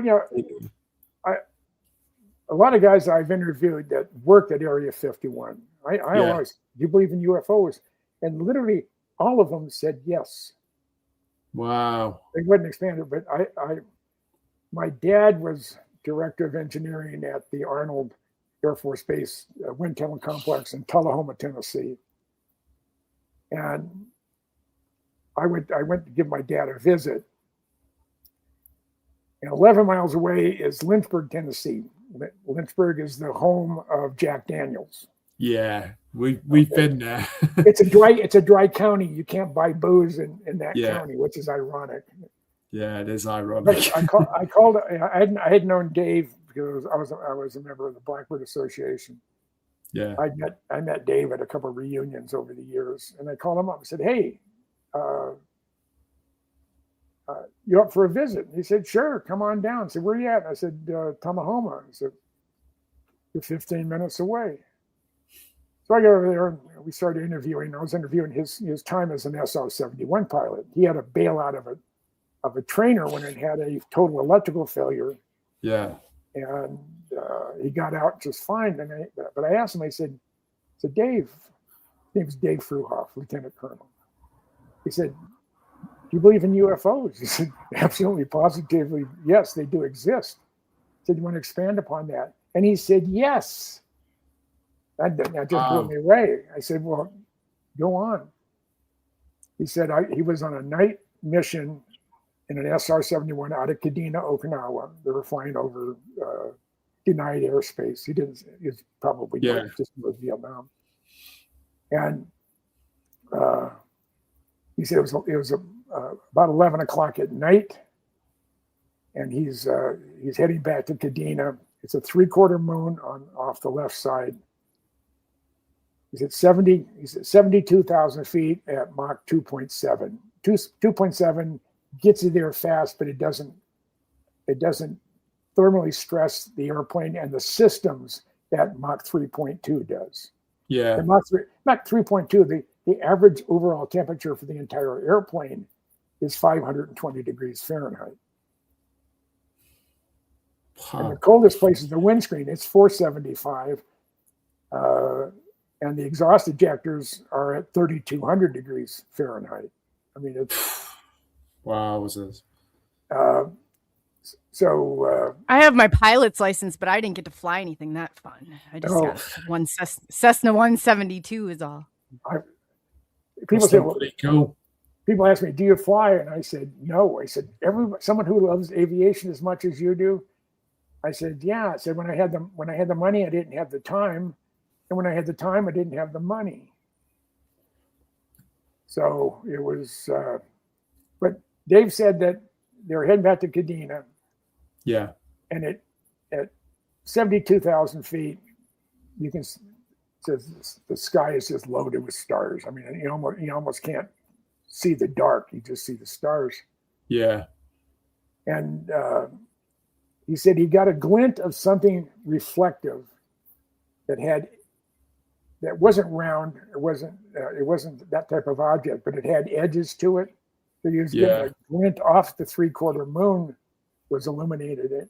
You know, he didn't want to open his visor to see if he could see how it's this, whatever this causing the reflection is blocking out the stars. So he sort of get a shape.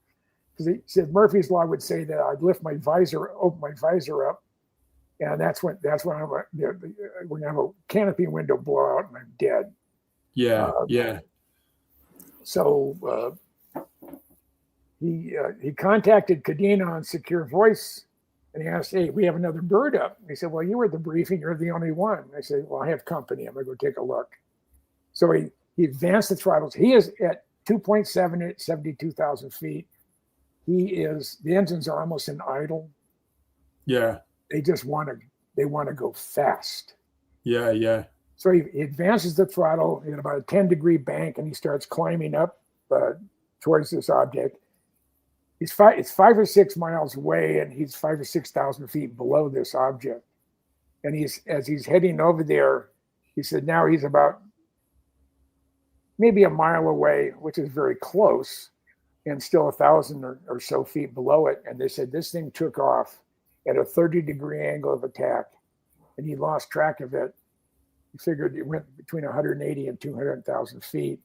And based on how fast it left him, he figured it was going Mach 12, Mach 16, something like that. Wow. And that's crazy, isn't it? And when he retired from the Air Force, he had a real high clearance. You know, he flew the world's fastest operational airplane. He got a job. Initially, he went to work for flight safety there at Mojave. But he ended up getting the job as facility manager at Area 51. And I asked him, I said, are there underground facilities at Area 51? And he said, no. But the ability to dig a 30-foot diameter hole through solid granite at a foot an hour exists at the Nevada test site. So to have an underground facility, we have all the equipment there. Yeah, that's not a problem. Yeah. Yucca Mountain, for example, that's a huge underground complex supposed to be used for storing low-level nuclear material, from power plants and stuff. But they never use that facility for whatever reason, politics. Yeah. So, oh my God, I said it could contaminate groundwater. It was one of the driest places in North America. Yeah, and it's a worldwide. I forget how they put it, but there's places around the world that have been set aside to keep people out for eternity because they're so contaminated with radiation. Yeah. The Hanford nuclear reservation in the center of Washington, where they developed enough plutonium and enriched uranium for the first 2 bombs that hit Japan.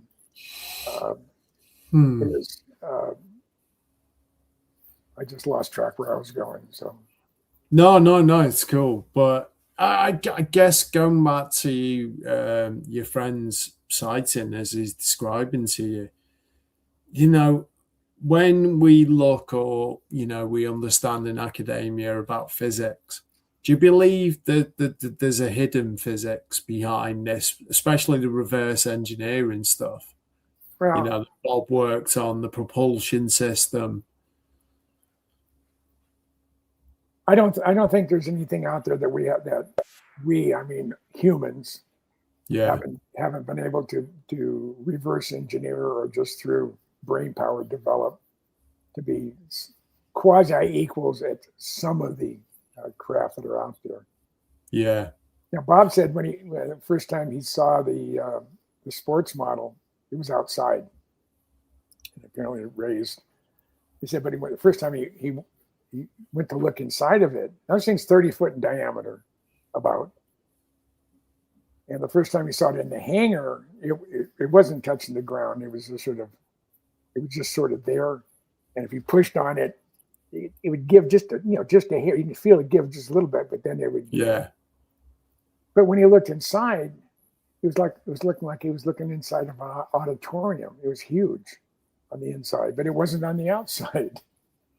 So there's technology. Yeah, you've heard Jim.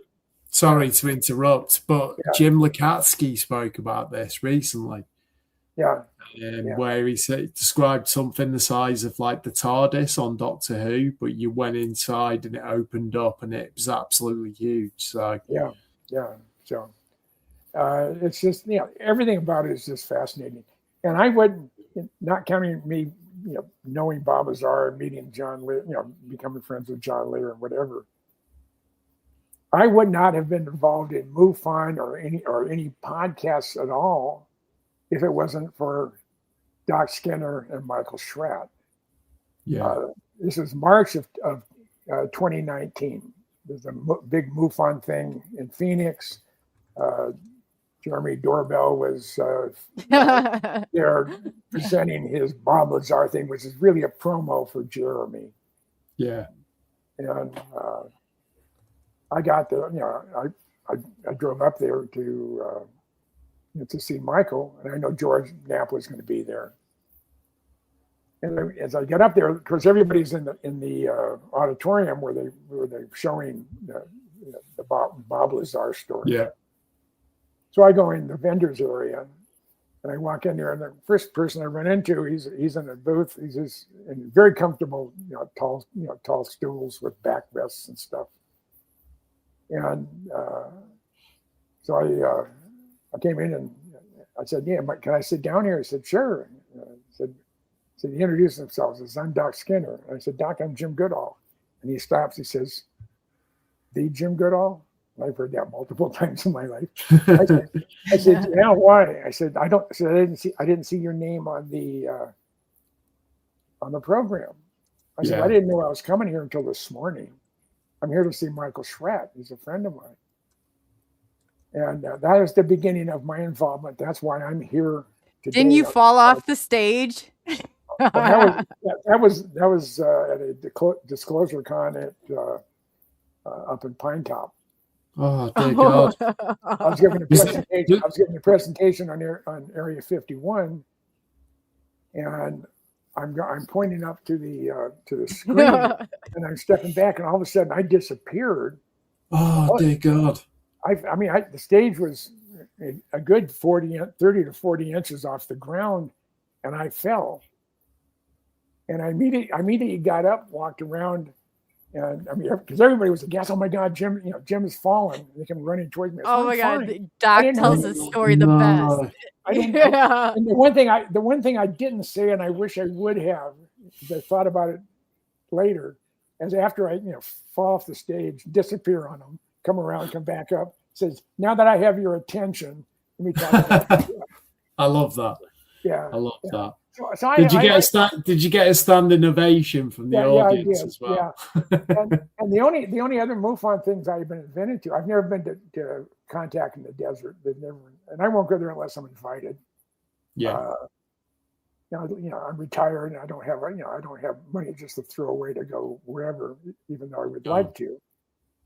But it's I don't know, it's kept my my mind working. Yeah. And I've had friends say, "Well, why do you continue to write your books?" I said, "Because it makes my brain work." Yeah, which is a good thing. I think for that stuff, I would not be a happy camper. So. Yeah. With the crash retrieval, do you believe the greatest challenge in investigating large crash retrievals is access to evidence, or simply identifying which stories have been contaminated by decades of myth? Both. Yeah. Now, it was 2015, so that's 11 years ago. Something crashed in the very western edge of New Mexico, not more than 20 miles from the Arizona border. It's in a wilderness area. And I actually went there in September of 2015 and met up with the fire marshal. I said, "Hey, I got a question." Back 2 or 3 months ago, back in August, I think it was. They said, something crashed out in the wilderness area. He said, "Yeah." They said there had to be 10 or 15 white vans with people in it heading up there. They had a flatbed with a earth mover and a backhoe and whatever. Wow. And they were in there for 3 days. And when they came out, there was something on the flatbed. It wasn't very big, but it was covered with a tarp. Yeah. And I actually drove out there. They told me about where it was, and they had a notice to airmen. Yeah. And the NOTAM gave the longitude and latitude of the center of this 30-mile area. And I went right to where it said longitude and latitude. I went in about 7 or 8 miles, and I was in my Honda Accord. It wasn't really an off-the-road vehicle, but I couldn't find anything. And when you do stuff in the desert, and even the desert forest, like we have Cascades and the Catalinas and such. Yeah. It doesn't. If you excavate it and you cut down trees and make a temporary road, you just can't make it look like it has never been a temporary road. Yeah, So I drove it, it's 6 miles in, and no cell phone coverage. And if I had a flat tire or something happened to the car, I was screwed. So because I was by myself. So it wasn't until 2 years later that I went with my friend Stuart Brown. He's the one who did the article on Popular Science, March of '94. It was a piece on Area 51. Okay. And there's a group of guys standing on top of Whitesides. Yeah. It's in the order. It's Stu Brown. It's me. It's Tom Luttrell, who was commandant of the Tulare Police Department. It was Glenn Campbell of the Area 51 Research Center. It was Bob Gilliland, the first guy to fly the SR-71, because we were friends for a long time. And then John Andrews. And out of that group of 6, there's only 2 of us still alive, and Stewart's in a managed care facility. Some days I have papers on John Andrews too. Yeah. John was one of my dearest friends. He was like my big brother. And when he was diagnosed with he had bladder cancer that metastasized throughout his whole body, and he was not going to live very long. And I went out to see him, and he had had a stroke right after they did some surgery, and it just broke my heart. It's the first time. I'm sorry. In the 25 years that I was friends with John, I ever saw his hair messed up. Even when we were out in the middle of the desert, I'd wake up and I'd see Anderson's hair is perfectly cloth. But God, it just went away. No, I get that. And it does that. I mean, I have about 20 squirrel cages going full blast simultaneously all the time. Me too. The hamster wheel, right? yeah, and it just it's going. Zzz. So if I get misdirected, Spinning in neutral. Yeah. That's what mine is. Don't worry about it. But you know, moving to obviously the stuff that's come out more recently, you know, when Dave Grush or someone as a Dave Grush comes out and describes this long running retrieval and reverse engineering efforts, did anything in his testimony surprise you, or did it largely align with the stories that you've heard over the decades? They're pretty consistent with, people have had first person observations or worked on the program. I mean, and again, the guys I knew that worked out at Area 51, when I asked them, hey, are UFOs real? I said, do you believe in UFOs? And all of them have said, absolutely, positively, they do exist. That's and crazy. The letter that John Andrews wrote Ben Rich. I became friends with Ben Rich because of John Andrews. Everything started with John Andrews. He was sort of the mothership. My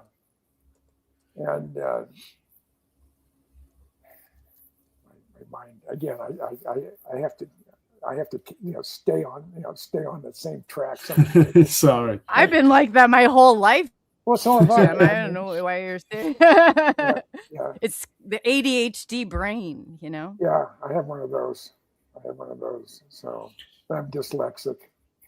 No, don't worry about it. Yeah. Would you say, changing subject slightly, do you think any advances in these metamaterials over the past 20 years have changed how seriously you view claims of exotic materials recovered from anomalous objects? Unless it's proved otherwise, I believe, as someone said, we have stuff that has these properties or those properties, or it'll do this or do that. Yeah, and it blows your mind. I said it's very possible. If someone in the 1980s would said that in your back pocket you had something like this. Yeah, crazy, right? You have more power in your back pocket than all the supercomputers in the world in the 1980s. Yeah. You couldn't put a gun to someone's head to convince them that UFOs were real. No. It's crazy when you think about, obviously, some of the metallurgy that exists in some of these metamaterials, the way they're layered and structured. But I believe we're making advances in that in terms of engineering these days, but how long do you think it's taken us to catch up to that? Well, I think we've caught up with a lot of it. Yeah.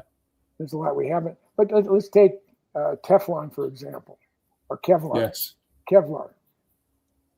Kevlar was a result of what they have found on the, which is almost, 69 years ago, there in Roswell. They were giving some materials, and it took DuPont 15 years to reverse engineer Kevlar, because the combination of stuff that went into it doesn't make sense to the normal brain. But when you put them in a certain sequence on how they attach together, it's an incredible development. The transistor at Bell Labs. In the beginning of 1947, everything was running with vacuum tubes, big ones, little ones, but vacuum tubes. And then near the end of 47, Bell Labs announced the existence of transistors. They were able to put 25 transistors or whatever on this one piece of silicon, and now it's billions, if not trillions, on even a smaller substrate. So it's we're learning. We the people who pay for it. Yeah, exactly right. The tax. I guess that's why Congress is pissed about a lot of their special access programs and the other knowledge stuff. Yeah, there's no congressional oversight with it, right? No.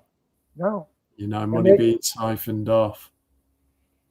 And at one time, when there was a guy who worked for Barry Hennessy, who was the head of all the black programs management there at Pentagon, and John Andrews and him were pen pals, and actually met in person a couple of different times. Yeah. But when I was at the Pentagon, there for Desert Shield and Desert Storm, and one of the days I had a couple of days. One of them I went to not OSI, but Naval Investigative Services, which I already touched on. But the other is I had talked to Pete Ames. He was Deputy Director of Program Security for Special Projects. He worked directly for Barry Hennessy, who was at the time a bird colonel. Yeah. So I called up Pete. I said, Pete, this is Jim Goodall. I said, nice hearing your voice. Because you've been tapping my phone, you bastard. But I said, hey, I'm here in the Pentagon, and I can't get my permanent Pentagon pass because I'm under investigation for something. I have a flag on my security clearance. Right. And I had a above top secret clearance. Yeah. And I said, can we meet? And he said, sure. Why don't you come by at 1500 hours, I think it was, which is 1 o'clock. So I said, I'll see you there. So I, about 1:45, I wandered over to this office. The room number was 5D 156, and they've changed all the numbers and numbering in the Pentagon. So I probably couldn't find that number again. But I know it's in the 5th floor. It's in the D ring, and I know about where it was. And there was nothing in the door. It just had 5D 156. Yeah. So I pressed the red button on the cipher lock, and I hear the buzzer. The door opens up, and I go in there. And there's I think it was a young lady sitting at a desk. I said, I'm Jim Goodall. I'm here to see Pete Ames. And her mouth, jaw about hit the floor. Yeah. And then I heard, I'm real hard of hearing, but I heard people say, hey, you know what? You want to see Goodall? Goodall's here in person. You want to see what he looks like in person. And I had about a dozen guys walking through, looking at me the whole time. And just it was like, we've heard, he's like finding out the tooth fairy or the Santa Claus, or Santa Claus is real, one of the two. Yeah.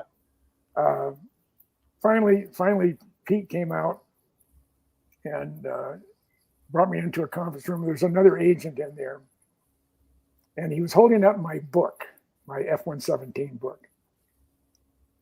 He said, what you have in this book, there's things in this book that are above top secret. I said, well, that's your problem, not mine. I said, I never had access to classified information on the F-117 program. And I sent you worthless SOBs the manuscript. I also sent it to Ben Rich at Lockheed and sent it to Air Force. I sent it to about a dozen different places. Yeah. And said, you had the opportunity. You could have called me in and gave me a vanilla classified briefing on the F-117, and I'd have to sign the paperwork to that. And that would have like cutting my tongue off. I couldn't talk about it. It becomes classified. But you bastards are so arrogant that you know everything. Wow. You felt that you could control me, or it didn't matter, whatever. And it said you can't. Yeah. and and Pete, and I'm really trying to get under Pete's skin, and I did a really, really good job of it. Yeah. Because I know about 15 minutes after I left, they sent him home because he couldn't get his blood pressure under control. Because and we were in there for 90 minutes. I was being interviewed by Pete, asking the same questions half a dozen different ways. And finally, I said, Pete, are we done? Well, I guess so. And I stood up, and Pete's kind of short, really short. Yeah. And I said, you know what really pisses you off about me? I said, what's that? He says, I'm not afraid of you. And I go, turned around and walked out. And I mean, I swear his head was ready to explode. And because of that, they had to send him home because he couldn't get his blood pressure under control. Wow. Yeah. What a baby. Yeah. Did you tell him to suck it up? For God's sake. Yeah.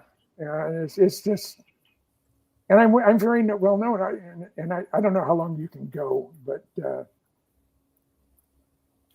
as long as you're good for, buddy. I'm good for about 10 hours, and then I lose.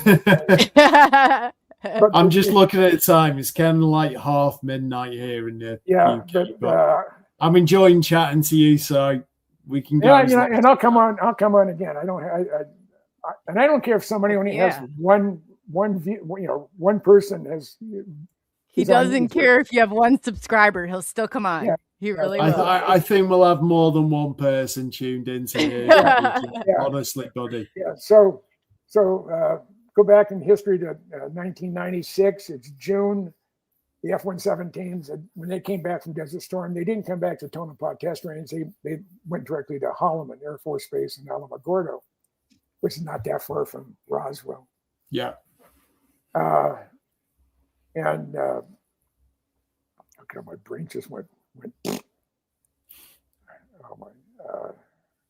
I'm trying to remember when that. Oh, I have so many. I say all the squirrels on there they're all smoking weed too, so it doesn't help. I was gonna say that too. Sounds like a hell of a time. So I was like, that's a stoner right there. so John Lair and I, we have our lawn chairs. We have Generation 1 night vision goggles. It's about 11 o'clock at night, middle of the week. We're on the fence line at Tonopah Test Range and looking down at the facility, and it's all lit up. There's all sorts of activity going down there. Yeah. And with our night vision on, we see 3 armored personnel carriers coming up from the south, from the west, and from the east. And I stand up and yell real loud, hey, we're good guys, we're taxpayers. And all of a sudden, boom, floodlights. I have 3 little red dots on my chest. Lear has 3 little red dots in his chest. And I notice a vehicle coming down the public land side where we're at, stops behind Lear's pickup truck. And he had a big sign, Area 51 visitors pass on the windshield. Which cracked me up. Came around there, and he's in Desert Utilities. They call it chocolate chip, Desert Utilities. He has his hand on his Beretta.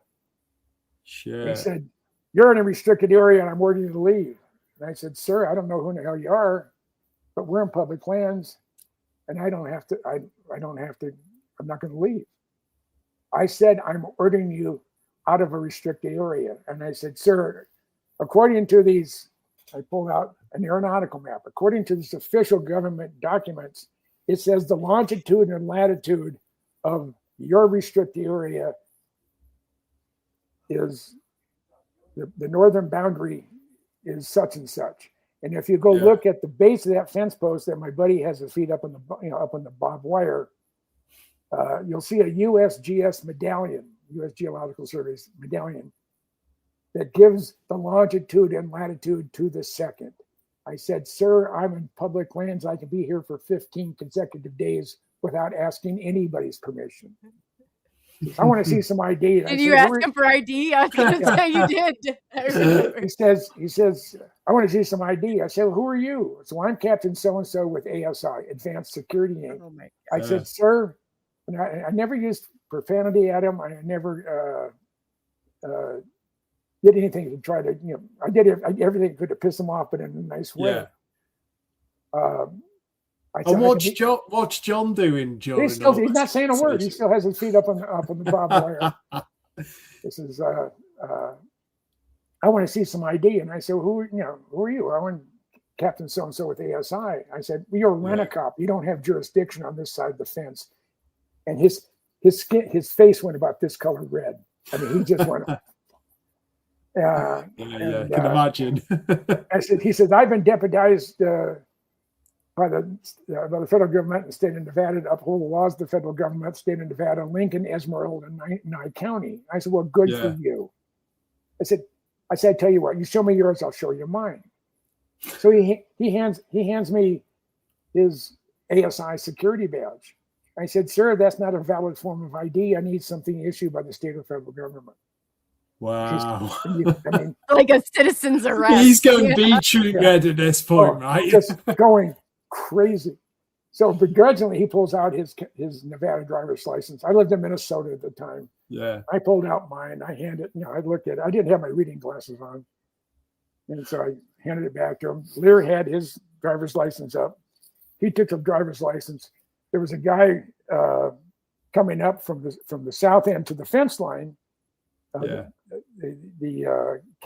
ASI guy handed him my driver's license and Lear's driver's license, walks back to the supervisor's office. Now we still had the floodlights on us and the little red dots. Yeah. And he hands the IDs to the probably the supervisor. Turns the light on, goes on in the interior of the armored personnel carrier, and I hear, oh shit, it's Goodall and Lear. All of a sudden, the floodlights went off. The real red dots disappear, and they disperse. They knew they weren't going to intimidate either John or myself out of the area.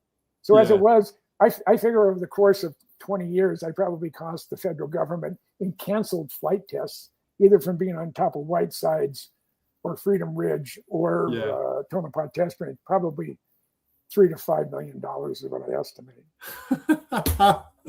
No wonder he was kind of red-faced then, right? Yeah. Oh, he's pissed. One more quickie, and then we'll go. Will you tell him about the mail truck before you go? After you do this one real quick, but will you tell him about the mail truck? Well, we got time for two more, right? Come on, okay. I've got to hear these. Okay. I don't think where the heck I was going with that. That's not important. Okay. That mail truck is though. Yeah. Okay. You're gonna do the mail truck, or it wasn't me. What do you mean it wasn't you? The mail truck? You have to refresh my mind. Well, you remember that we went from the train car that you stole to the vending machine of cigarettes that you guys dumped over, and then but you took the change back. You claim. Yeah, oh yeah, I was 11 years old. That was 70 years ago. That's probably when you said the mail truck. I mean, if you had said the train, I would have remembered. Every cop in Santa Clara County, which is Silicon Valley, knew of me, and I had Rusty Brown, Alan Holmes, another kid, and myself. There's four of us. Yeah. It's a weekend. We'd ridden our bikes over to the siding, and there was a diesel locomotive with about 10 cars on it. We're climbing on the cars and whatever. And Rusty had gone up into the diesel because the engine was idling. Back then, bunker fuel was 9 cents a gallon. I mean, it just, so you did let it run. Wow. So all of a sudden I hear Rusty say, hey, the cab isn't locked. Oh, okay. So there's all four of us are in the cab looking at it, and it says everything is marked: brake release, throttle. And they didn't lock. Apparently back then they didn't lock the switches, padlock the switches like they do today. Most of them are remote controlled anyway. So we're on a siding, but it was a dual track, a north-south track. It went from San Francisco to San Jose. Yeah. And the one we were on, it was heading towards San Jose. The other side would be coming back. So one of the guys, it wasn't me, one of the guys moved the switch over so we could get on the mainland, and we put the throttle in, and all of a sudden we started moving. We got out into the main line, and we just started going. A lot of times when you go through towns, they have speed limits even for trains. So going through Sunnyvale, I think it was a 5 And how old mile. are you, Jim? You're 11 years old. I was 11 years old. Yeah, The criminal empire was already there. It was about the same time that I got locked in the prototype XF-104 Starfighter at Moffett Field. I was with the base commander's son, and we were referred to as Captain Smith's son, and that friend of his, and I was that friend of his. But we made it all the way down to San Jose. We moved some switches, parked the thing on the siding, played around the trains, and it was starting to get dark. Yeah. And we knew there was a freight that went from San Jose to San Francisco. We knew about when it was going to be leaving San Jose, and we'd watched it, playing around those trains for a couple of years. Yeah. So we jump on a train where it's heading north to San Francisco, and the area that we know we're going to jump off is filled with ice plant. That's just a succulent. I mean, you look like Kermit the Frog because you slime yourself in green. That's where we jump off, and we knew we weren't going to get hurt. And the train was only going about 5 miles an hour through that area. Yeah. So we made it all the way back. It's now past curfew. Now back then, this was something that was you didn't want to be out after curfew if you were a kid. They used to enforce it back then. Yeah. So we're at the train station, which is closed, and no one had any cigarettes, because someone said, "Wait, let's anybody have some cigarettes to smoke?" I said no. So we went into 11 or 12 years old. I mean, well, I started smoking. They were at least I started smoking when I was 12, and I quit smoking when I was 32. And that was 1978 when I quit. I was smoking 3 packs of Cools a day, and I haven't touched a cigarette since. Wow. But there was a cigarette machine, and if you're your age, you probably have no idea what a cigarette machine is. But they were no, we had them. We had them. Yeah. Stick the quarters in. No one had any change on them, so we picked up the cigarette machine, turned it upside down, and shook it. And we got about 10 or 15 packs of cigarettes, maybe $20 worth of nickels, dimes, and quarters. And they said, now we have to find a way to get back to Rusty's place, because we were camping out in the backyard. What happened to the quarters, Jim? We spent them. You said you put them back the last time. You're like, we took the quarters back, though. I was like, oh my god. Yeah, so we're trying to figure out how in the hell are we going to get about 2 miles or 2.5 miles home and not get stopped by the cops. Yeah. So Rusty, who was probably the criminal of the group, or maybe it was Doug Malone, was one of the criminals of the group. I was just the Rusty Nail, of course. Yeah. Yes. And he said, well, there's a van just behind the train station that our bike would fit in, and it's not locked. So we looked around, and sure, it was big enough for our bikes. We got the bikes on. He said, I know, I can. It's simple to do. I can hotwire it. And this is my buddy. So I love the way just candidly know how to do that at 11 years old, Jim. Well, I didn't mean like drive it. You're hot wiring it. Yeah. So if you stood back and took a look at this van, it did say United States Postal Service on it. So. And there's a statute. Is that like a felony back in that day? A statute of limitations. It happened 7 years ago. There's been like about 10 felonies here so far. Reeling them off. I mean, I'm surprised I made it this far. I really am. So we drove the thing back. We didn't do any damage to it. We parked it on a side street, about a half a block from Rusty's. There was no damage done to it. The hot wires were just no harm, no foul. Yeah, and we were camping out in Rusty's backyard. They had about 1.5 acres, and we were back in the far corner of the trees. Yeah. So his parents. So like parents you've had been good campers and slept all night Yeah. telling camp stories, right? Yeah. And that was just, and again, when I look back, I am absolutely amazed that I survived this long from some of the crazy ass stuff I've ever done. I've got a feeling you've got many more stories like this, Jim, from your youth, mate. Oh, yeah, he sure does. I said, who drove the van? There's a, I know. We all knew how to drive because Rusty's driveway was sort of it was a little bit windy, and his sister's boyfriend had his 47 Ford coupe there. They were all skids. Hot wired that, no problem. I bet. No, we had keys, so we would back it. We'd drive it all the way, driving backwards all the way to the street, and put it in first gear and get all the way through all three gears and move all the way there, do it back and back and forth. We got really good. So on a stick, you see things now on Facebook and other places. If you had to drive a stick shift, could you do it? I said that's how I learned how to drive as a stick shift. Wow. So how you learn how to steal them too. Yeah. I think we need to get you back on just for some more stories, Jim. I could go on. I literally could go on for hours. I mean, they're great. Have we got time for one more? What's your best or funniest story from your youth? Okay, we'll go the XF-104 bit. Okay. Danny Smith was my friend, and he called. His dad was commander of Moffett Field Naval Air Station. They had about 400 airplanes there at the time. It was huge facility, and they had the big Hangar 1, which the Goodall brothers, recovered that. They took all the cousin brothers. No, the Goodall brothers. They're Goodall brothers too. Yeah, the two guys, the guys that founded Goodall, rent that hangar from the federal government. And part of the terms and condition is that they would restore it back to its original condition and get rid of all the asbestos.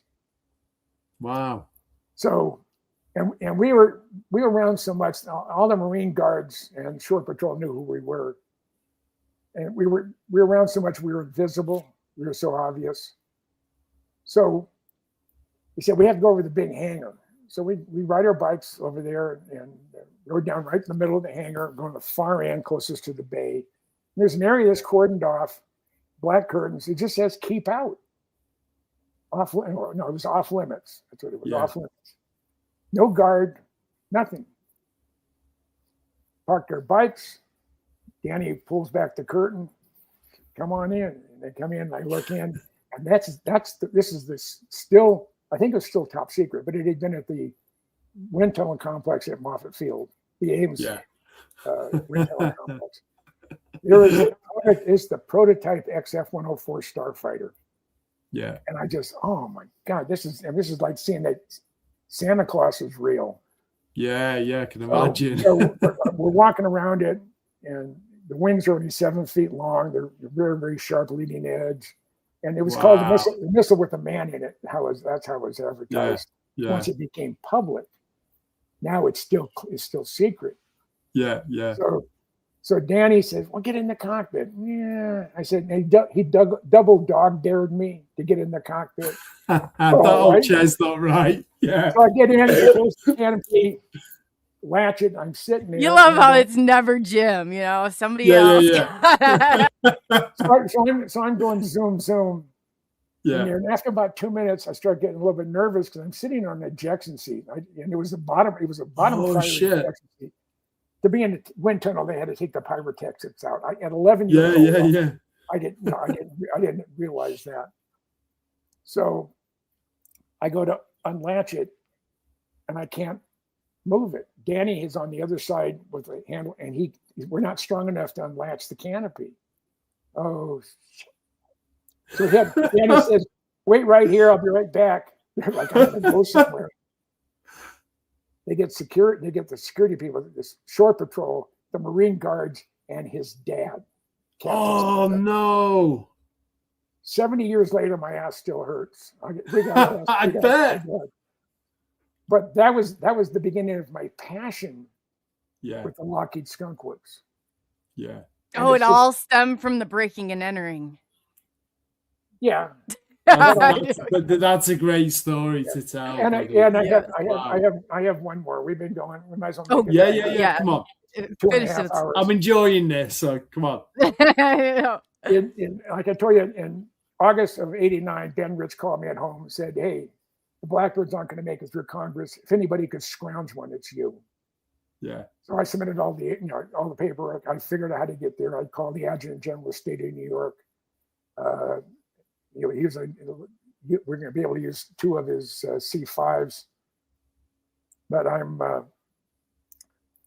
everything's been settled, been approved, and I'm in LA area for some reason. I say to drive out to Palmdale, see if I can see my airplane. It was to be my baby. Yeah. So I go to the security office at the new Skunk Works, which is there at Palmdale, and the security desk is there, and there's nobody there. There's a buzzer. It said for service, just press the button. And the door was open, and I could tell there were people behind the wall. So I pressed the button. I could hear the buzzer on the other side. It said, "Who's there?" And I said, "Jim Goodall." Dead silence. "The Jim Goodall?" I said, "Well, there's 5 of us, but I'm probably the one." It's my grandfather, my dad, myself, my son James, and my grandson James. Yeah. And she comes walking out. Her name is Glenna Farley. She says, "I've been here in security at Skunk Works for 21 years. I heard your name the first week I was at the Skunk Works. And I've heard your name about once a quarter in security briefings for the last 20 years. I spoke to Ben Rich about one quarter." Yeah, you were saying, yeah. And he said, she looked at me and says, "You're not the 800-pound gorilla you've been made out to be." I just laughed. So anyway, I got a tour of the place and whatever.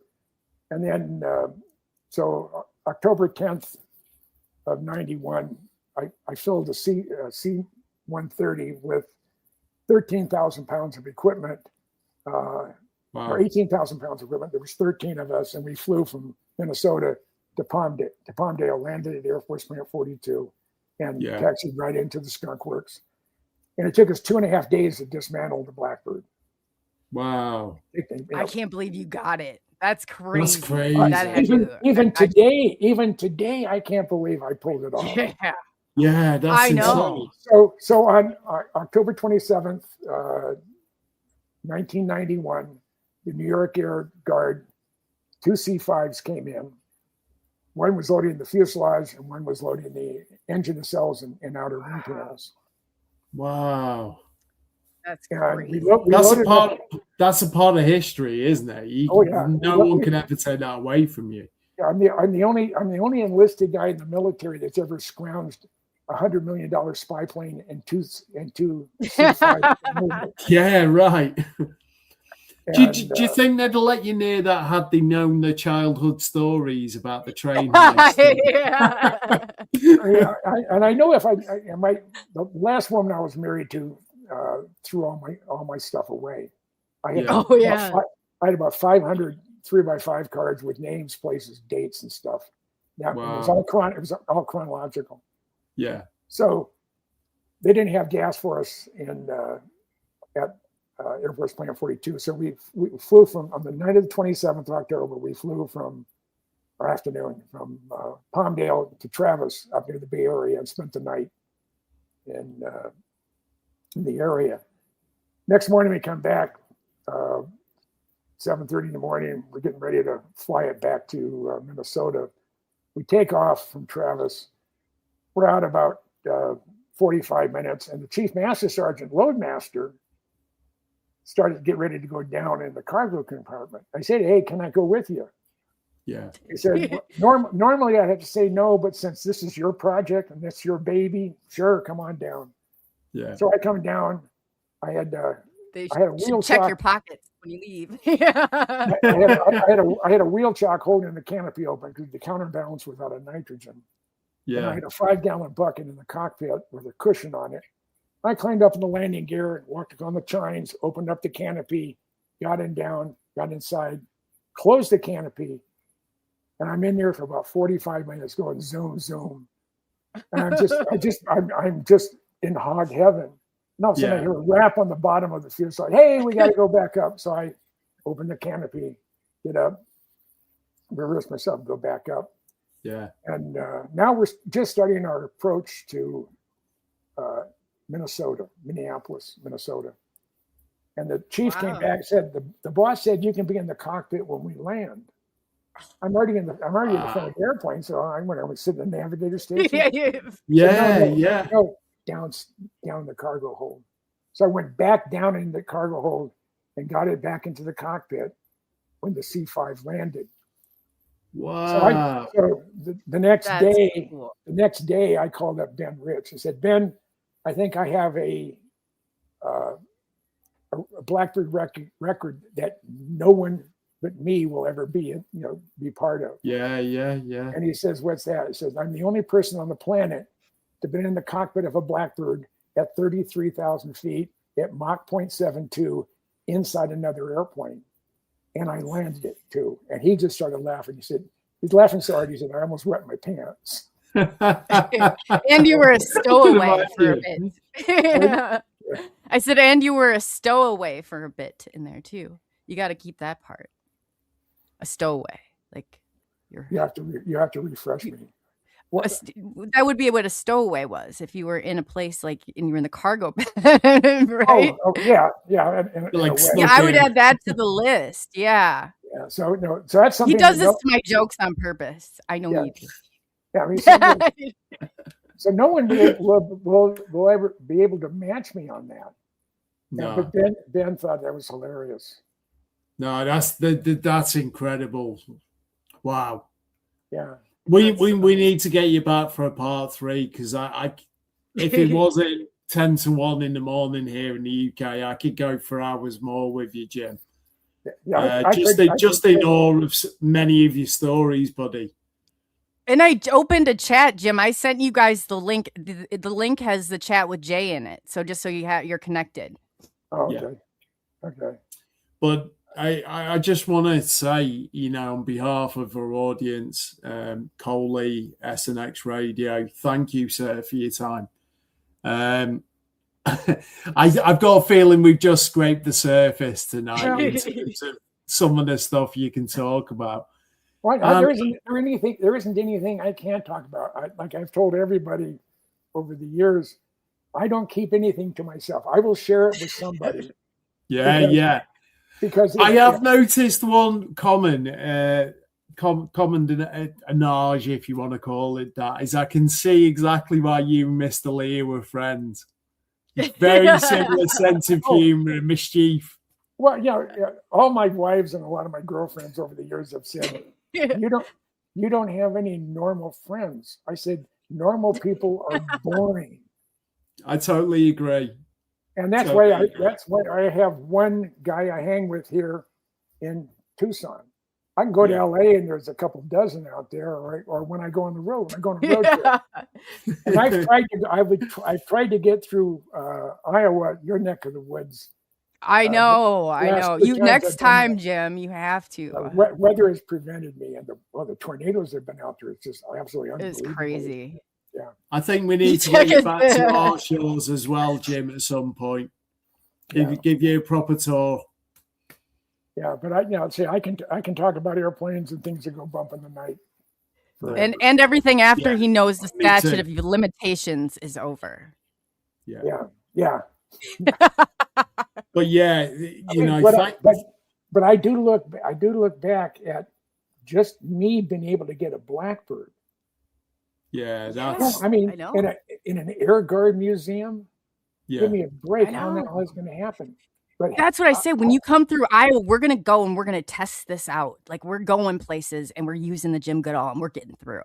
Like I've got a list. I think I need to head over to you. Yes. Yeah.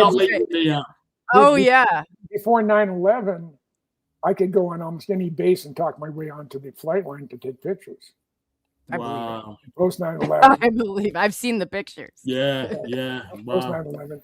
I mean, I've been to 213 Air Force Air National Guard and Air Force Reserve bases to photograph their airplanes.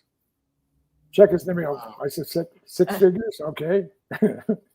Someone called you the human switchblade. It's so funny. How? Where? Why not? Oh, jeez, jeez Louise.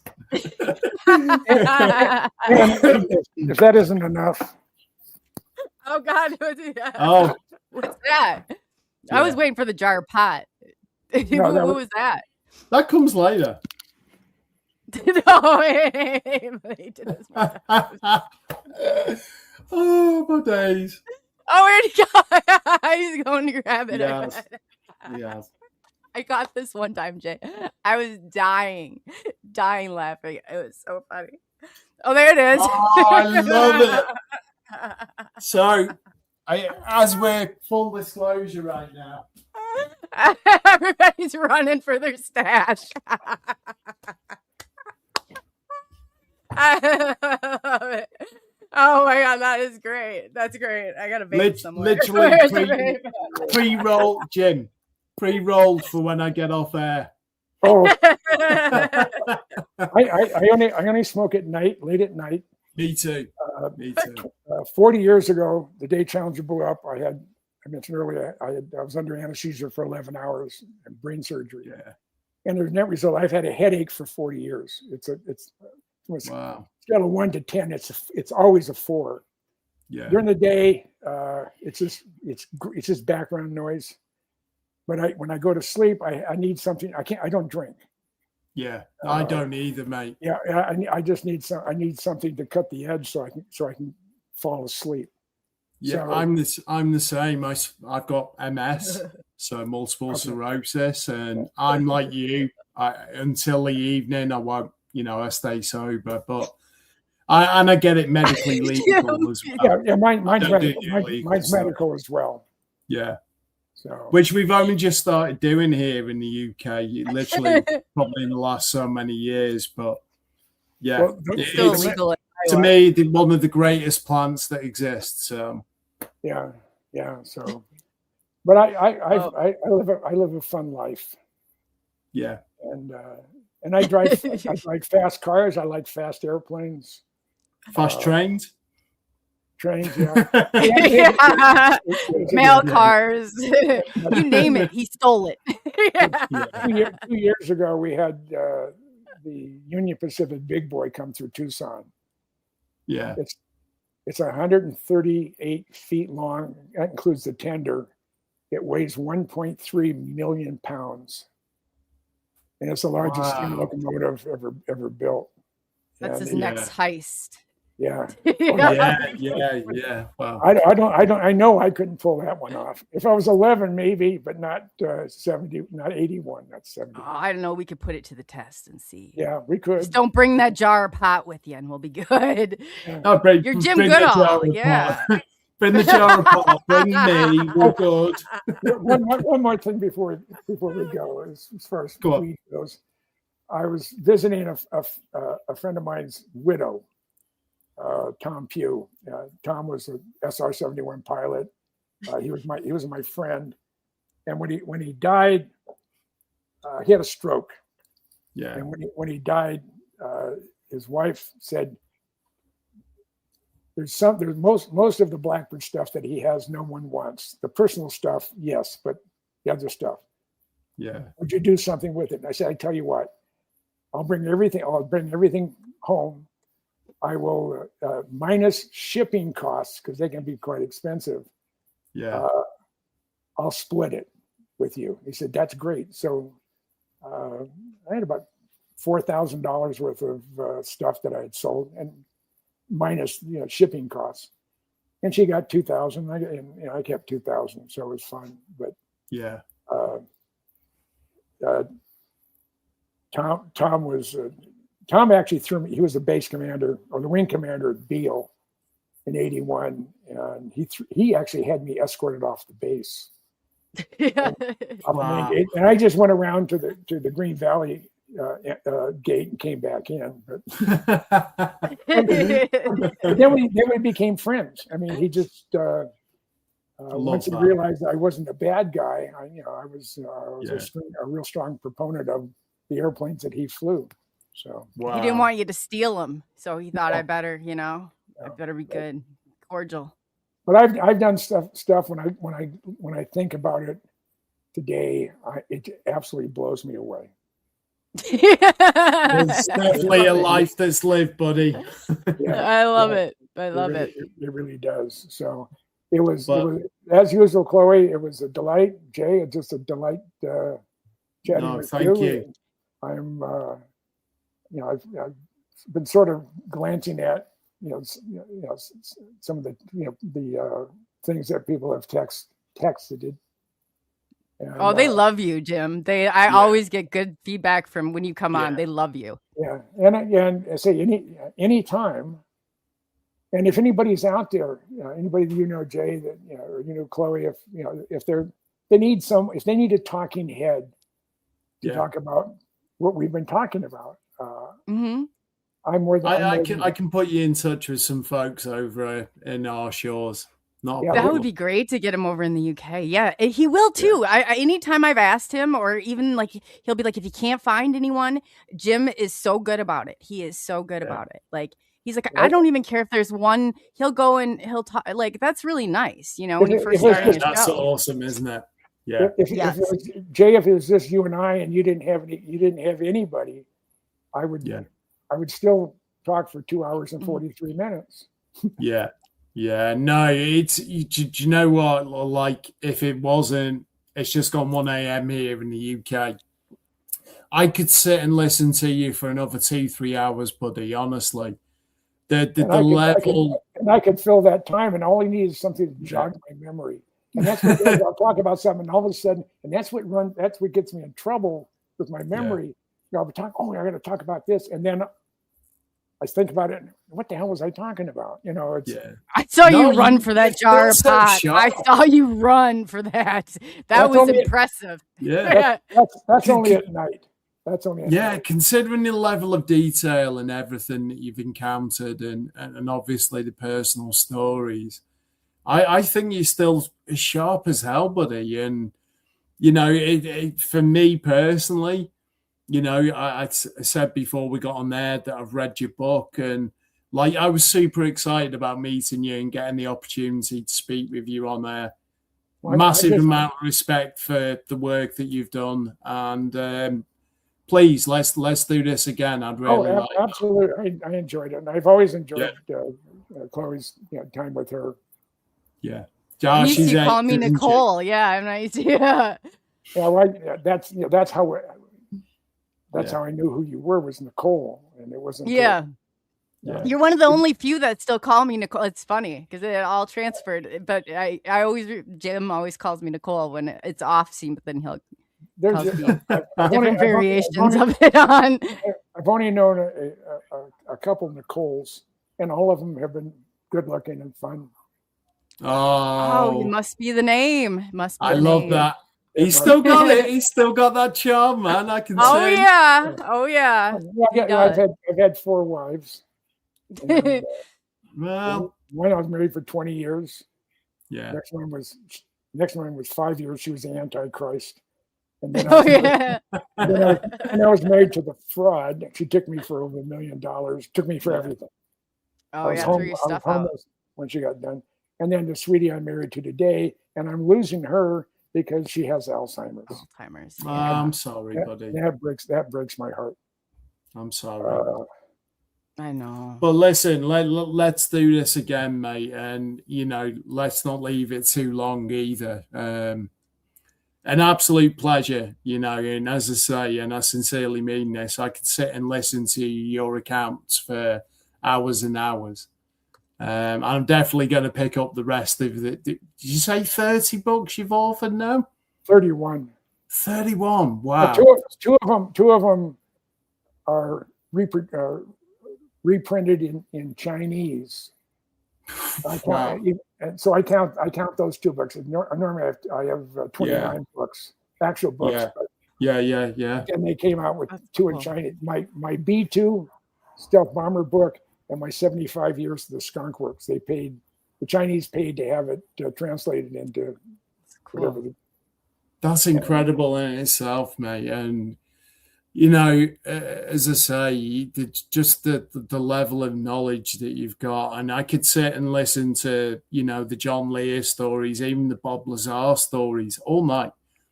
You know, we didn't even get into your friendship with George Knapp tonight, you know, who I hugely respect. Yeah.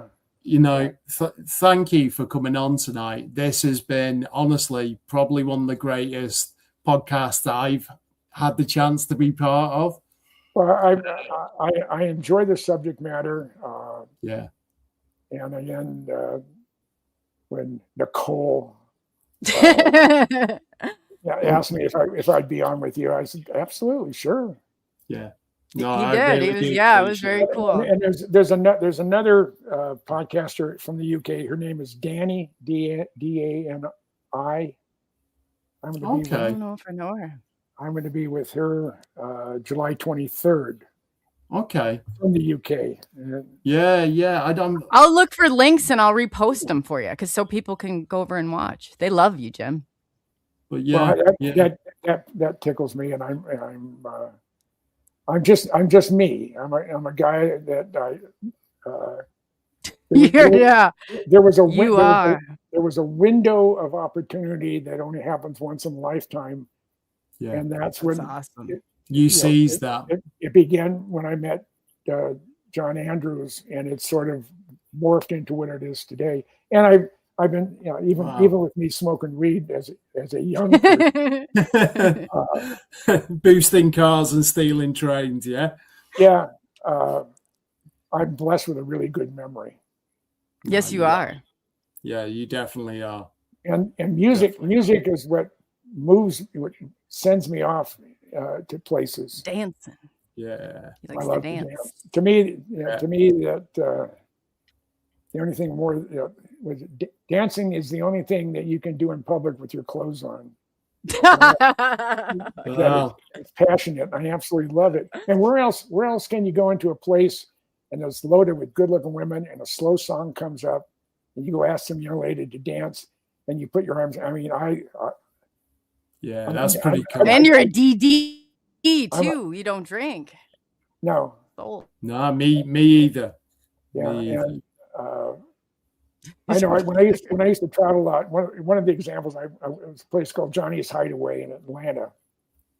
It's on Roswell Boulevard, which is kind of ironic. There was the Hideaway. Yeah, Johnny's Hideaway, and hadn't been there in 25 years, and I was there about eight or 9 years ago, and I was going down to the museum down in Warner Robins, and but I did stop at Johnny's Hideaway, and it's still going gangbusters. But I'd go in. I'm prematurely gray, so a lot of young girls. Well, I don't want to dance with Grandpa. But shit, I'm only 35. At the time, or 40, or 50, or 60. Yeah. But I called them the Silver Fox. I would go to a place that is not that no one knows me, and I had to go up and ask 2 or 3 women to dance. No, they hadn't seen me dance yet, and I'll go find a black girl, usually a big one. Okay. And no one, and her girlfriends are out dancing with their girlfriends, but she's kind of shy, doesn't want to dance. Yeah. So I go up and say, "Do you care to dance?" And she looked me up and down like, "All right, white boy, honky." Said, "Do you think you have the nerve to do this?" I said, "Absolutely." Said, "And if you don't like the way I dance, you can walk off the dance floor, and I will not be offended."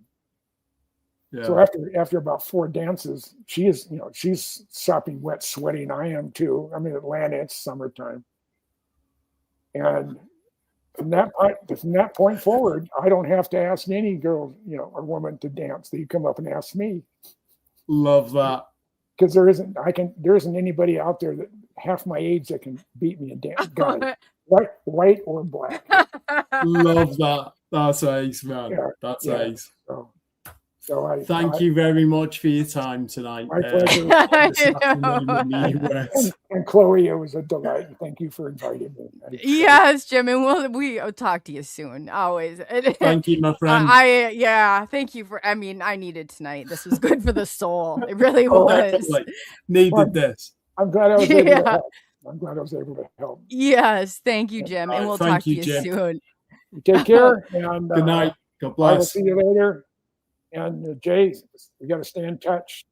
We are, buddy. Yes, You have my email, Chloe? Yeah. I'll give them all your information. Okay. But you're in the same. If you look on Facebook, because I sent you the link before, there's a conversation. So I'll make sure that you see which one it is, so you can connect with Jay. Okay. All right. But God and until you, then, buddy. Jim, drive you, it like you stole it. Drive it like you stole it. Oh my goodness. Oh my God. What that a was lad. great. What a lad, eh? He's a bit of a dark horse. Oh my gosh. God. I was dying. I'm like, he really is. He's like the best. And he's such a wealth of knowledge, and he's got so much, and he's got such a, I love his personality. I love it. He's just so candid, the way he tells stories, the way he relays them, delivery. I know. As I said earlier on, knowing John Lear when he was live, you can understand why them two were close buddies. Yes. Right. Oh, yes, you can, for sure. That is so cool. John was mischievous as well. I've heard that. Jim has even talked about that before. I'm like, those were they were partners in crime for sure. You could just see the 11-year-old boy there. Yeah, I know. Hot wiring. I got this. Throw the bikes in the back. We got no problem. But yeah, this was great. This absolutely was great. That was a lot of fun tonight. Yeah, and I really love the fact that everybody in chat knows like that you have anytime like I will jump in, but I love that I get to spend time with them in chat, because I never get to do that when the show is going. So this has been like really awesome, like all around. They're tired of hearing it. So everybody loves you, and we're glad that you're here. We really are. You're so much a part of this. Glad to be here, and just keep the great guests coming. It's it's a learning curve for me as well, and I love speaking to people such as Jim. Great mind for the history of aviation. You just made a friend for life right there. Oh, definitely. And we will, and I mean this from the bottom of my heart, we will stay in touch. What a warm, lovely, genuine human being, and that, I needed tonight without even realizing I needed tonight. So yeah. I know. I love when you have like these, and it was absolutely awesome. And every time Jim it's so good having that laughter, and like, and I'm like, I have to turn the mic off sometimes. I'm laughing so hard. He's so funny. I think it's great. Yeah, I should turn mine off, right? But no, you were fine. I laughed so loud, you would have echoed through everywhere. I'd be like, honestly, my cheeks are hurting. My cheeks are hurting. I know. So thank you. And next Thursday, we actually, I was ahead. So we have Geraldine. She'll be on next Thursday. Awesome. And then we got a couple of good ones that in the works. So we'll announce those. Yeah. It's going to be fun. Not letting the cat out of the bag just yet. I know some I don't want to jinx it. Speaking about, and they are super exciting guys. Yeah. And they requested the information go over. So I'm like, yes. We got it. Yeah, that's cool. Yeah, that'd be cool. Cool. And then real quickly, I just want to say thank you to Amy. I know you're not in here, but thank you so much for the 2 SNX ground crew members, and congratulations who got those. Shelly, thank you so much for the super chat, and Moon at Noon, thank you so much. It's greatly appreciated. And on behalf of Jay and I, thank everyone for being here tonight, and it's been awesome. I love the fact that everybody thinks of you as part of the family now, Jay. So we are amazing. One big family. So we are, and that's the way it's going to continue. We're doing good. I'm just enjoying wherever this journey takes us, and as long as your audience, which, judging by the comments, your audience seem to love the shows, and that's all I want for this is like. One big family, you know what I mean? And that's how it should be. talk about you when you're not here. Everybody knows Jay's on Thursday, so it's that's cool. It's awesome. Mm-hmm. That's cool. Yeah, so that's awesome. Benno and everybody, like, they'll leave comments. I should send them to you. I don't know if you get to see them all the time, but they're pretty cool. No, that's really awesome. And so, SNX has the best audience that I've seen. Some of the comments, I have to stop myself from laughing at some of them. I know, they're so funny. The comedy timing is like, boom, It's good for the soul. And I love it so much because I'm usually, distracted running the show. And I get to, like, hang out with them and chat and be a part of the show. So it's like a double plus, and they love it. So it's working. It's awesome. So I appreciate you taking on and leading, because it really is. It's nice to be able to. We just do what we do, don't we? We're a team. Yeah. And I know you send me messages bigging me up, but remember, we, not I, we are a team. Maya included. Pops is in chat tonight, so so it's all good. And this is going to go from strength to strength. And for anyone who is still, like, listening right now, some of the names Coley's lined up are pretty major. So, keep your eyes peeled and stay invested. Hit the like button, smash that like button, and let's share the hell out of these shows. So, yes, and get over to Jay if you're on Facebook. I put the Anomalies archives, those links, and to Jay's are in there. Definitely, he's got a big group over there. Definitely go over there. Give them did you follow, I guess, the groups? I'm not sure how there's. I have so many of them ever read. Like, but you have a great group over there. Great. Yeah, group. It's cool. It's cool. But again, thank you to everyone who's taken time out this afternoon, I guess, in the US to listen to this. And I really hope you enjoyed the show. We did. And we enjoy you too, Jay. So we love you. Yeah. So on that note, I'm going to go and pull a Jim Goodall. That's in honor of Jim Goodall. I think it is. It is. So it's all good. All right. God bless, guys. And see you all next Thursday. We'll see y'all next Thursday. This will be a lot.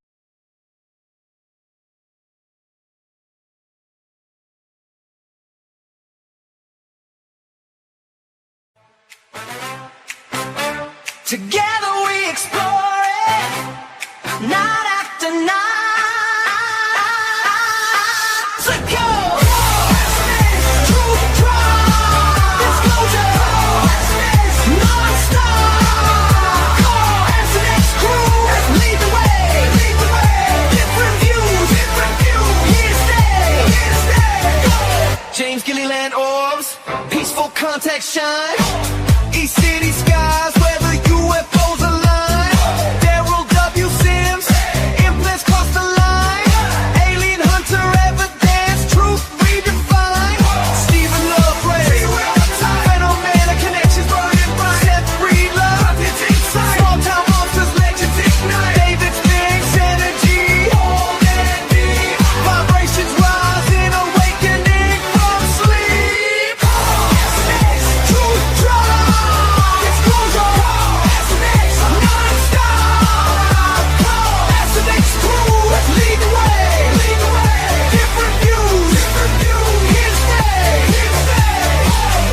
Bella aloha, healing love's leap. Aloha, spirit spreading peace, so sweet. Bigfoot, Michigan, Rob House, footprints clear. Sasquatch trails drawing ever near. Patrick Cross Channel, messages made, six from beyond, crystal clear. Skin of films, gateway disclosure pure. Capturing truths that will endure. Wonder Bob retreats, consciousness sure. Expanding minds, opening every door. SNX, truth drive. Disclosure, SNX, non-stop. SNX crew, lead the way. Different views, here to stay. Coley Weber, aka ColeyUFO, SNX host supreme, uniting seekers in the truth dream. Amy Murphy, close encounters, share with grace, turning personal stories into the case. Ace and Kinsey, Intenturer, chasing the unknown.